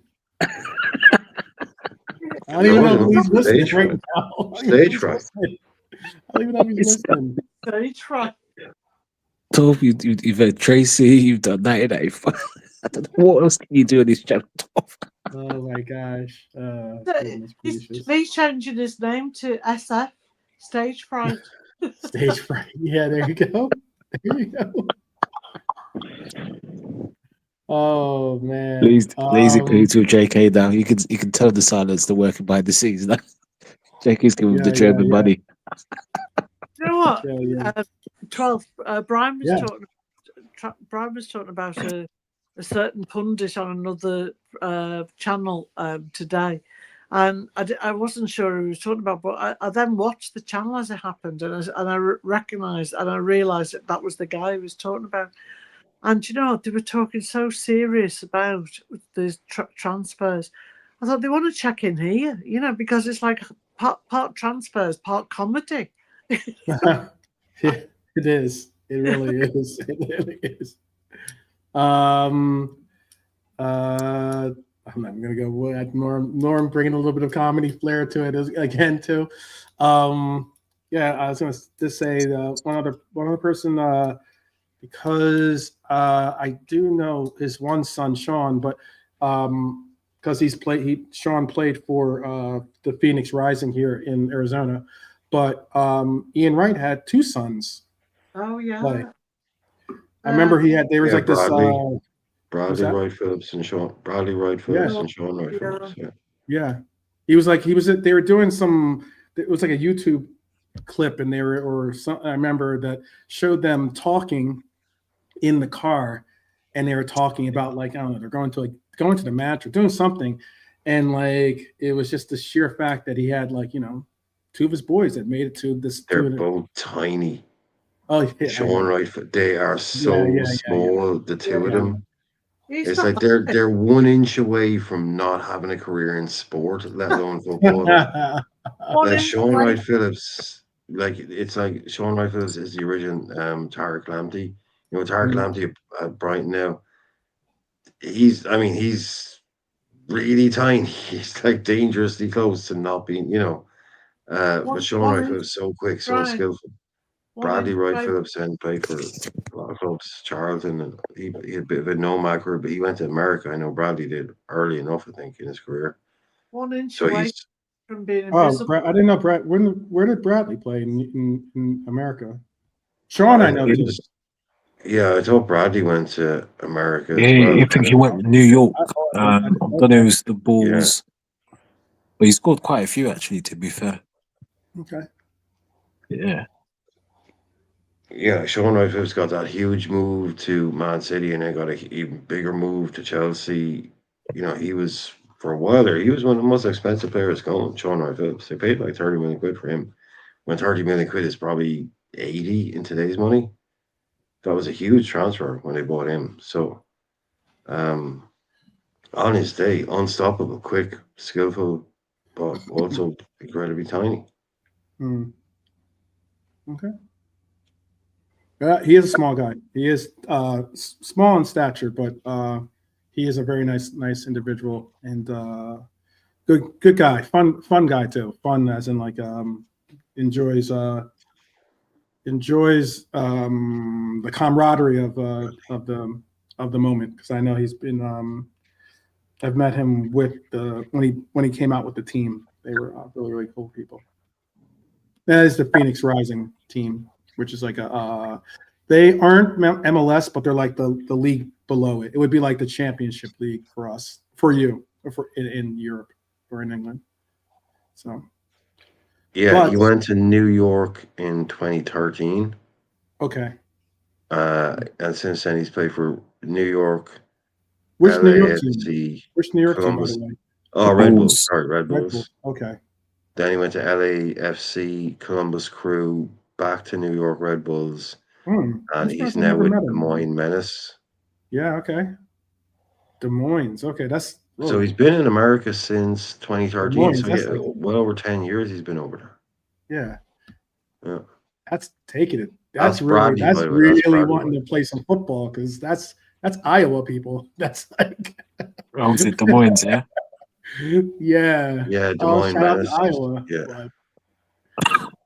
Yeah, in fairness, like he played 195 times in 6 years for New York Red Bulls, but ever since then he's played 19 games, 21 games, then 0 games and 0 games. So okay.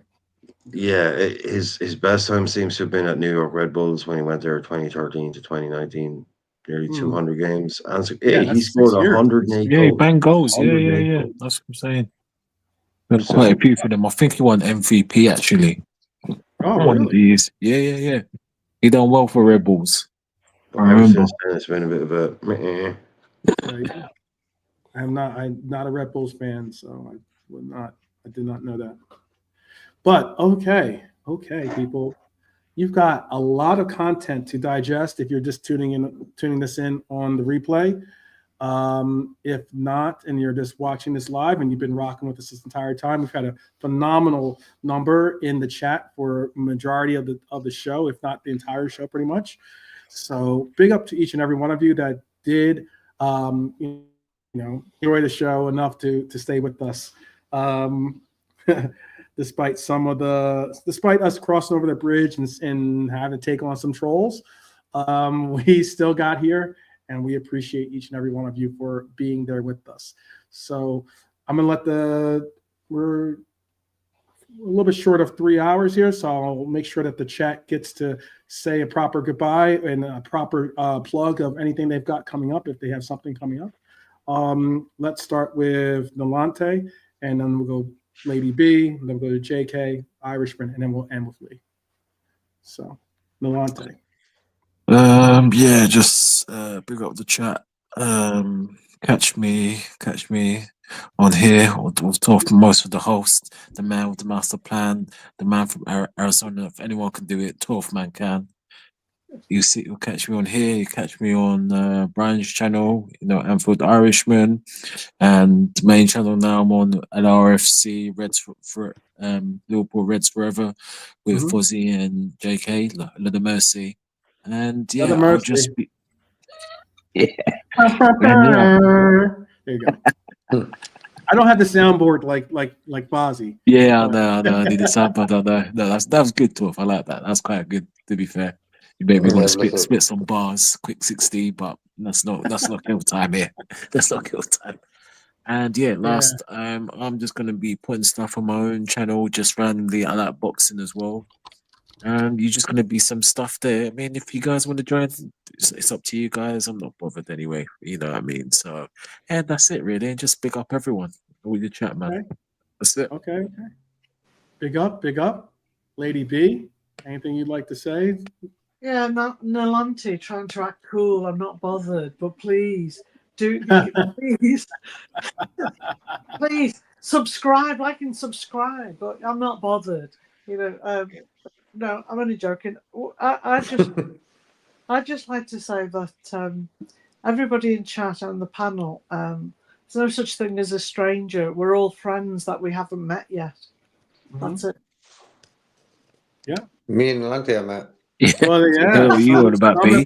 You too busy having champagne, rosé doors, being joking on the pick of things. Rooftop terraces. Don't forget the rooftop terraces. Oh, I have a balcony here. Just to tell you. A balcony, by the way. A balcony. Oh, wow. Tell Jürgen that next time. I'm balcony where I have champagne. Hurry out. With smoked salmon and caviar, of course. Everybody has to. Well, JK, what do you got to say? For me, bro, this like the Wirtz topic is, I really get annoyed with transfer sort of speculation and topics because it's up and down. And then what happens? Fans get upset. If it's not yours, I can get upset. When it's yours, then be happy about it. That's how I'm looking at it. So hopefully, I just got a funny feeling. We might hear something tomorrow. Hopefully. And I'm not going to say my sources told me that. Okay. Leave that to me, Adelante. Mystic Mag, JK. Yeah, the imaginary sources. Yeah, Heinz. There His you go. name's Heinz.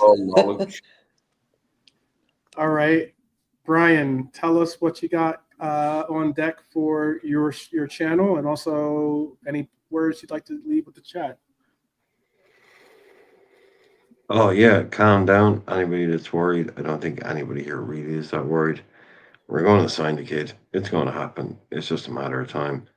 Don't fall for the deal collapsed, bid rejected thumbnails. They're just out there trying to fish. Let them be, but just know what they are. And take a holiday, come back, and if you go away for a week, no internet, a little beach somewhere, I guarantee you, by the time you come back, Florian Wirtz will be wearing a Liverpool jersey. So, unplug it, stop following every little minuscule move. Like I said, it's getting reported now. Someone in the office went to get a coffee.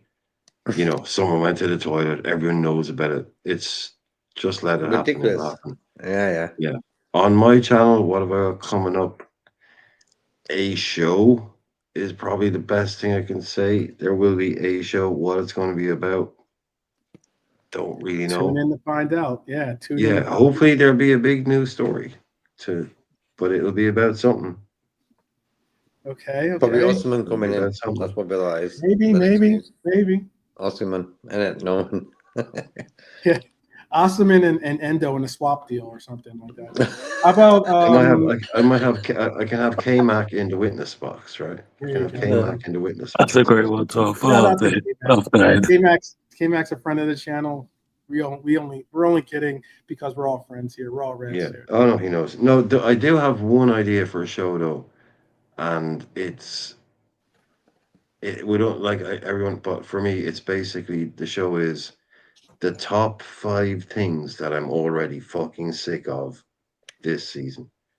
And that's between the end of the season and the start. The top 5 things I'm already sick of. Okay. I'm sure maybe the rumors might be one of the top. There's a few things. It'll be a cathartic issue for people to come in and say, yeah, no, I'm sick of this and I'm sick of that. I'll just let everybody let it out for a minute, just somewhere that everyone can go and just let it all out, So top 5 things I'm sick of, and they can go in and complain about it. Are these the things that you're talking about? Come on. Talking to you. I'm not going to give anything away. I'm not going to give anything away. I can also say there's only 2. Shout, let it all out. Yeah, I know. Yeah, let it all out. I know. Words is nothing to worry about. Yeah. No, he's not on that list. He's not on that list. But you know what it is, though, bro? I'm already fucking sick of hearing about.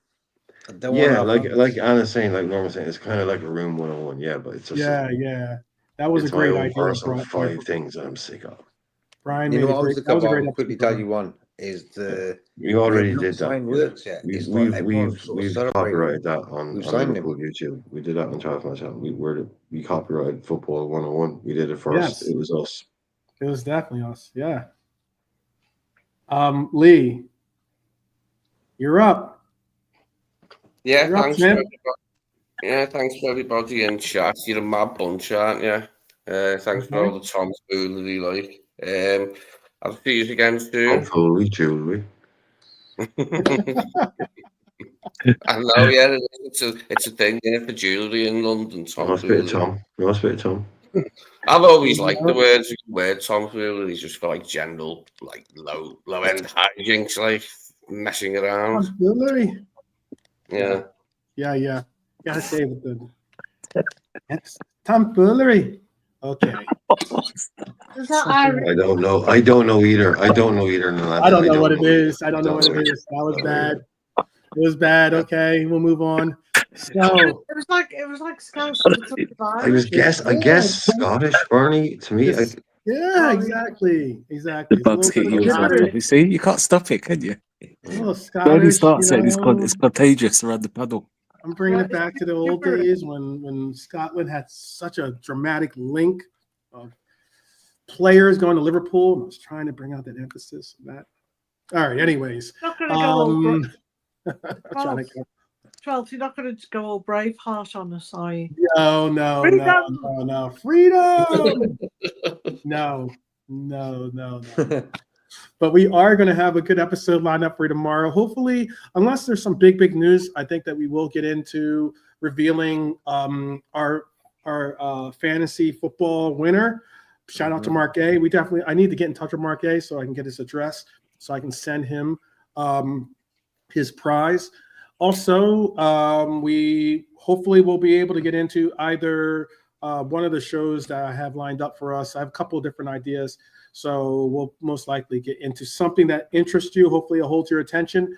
And most importantly, I hope that you're here to share the moment with us. So until tomorrow, just remember, you'll never walk alone. And as always, up the Reds to each and every one of you. So we'll see you soon and definitely take care. Peace, Norman.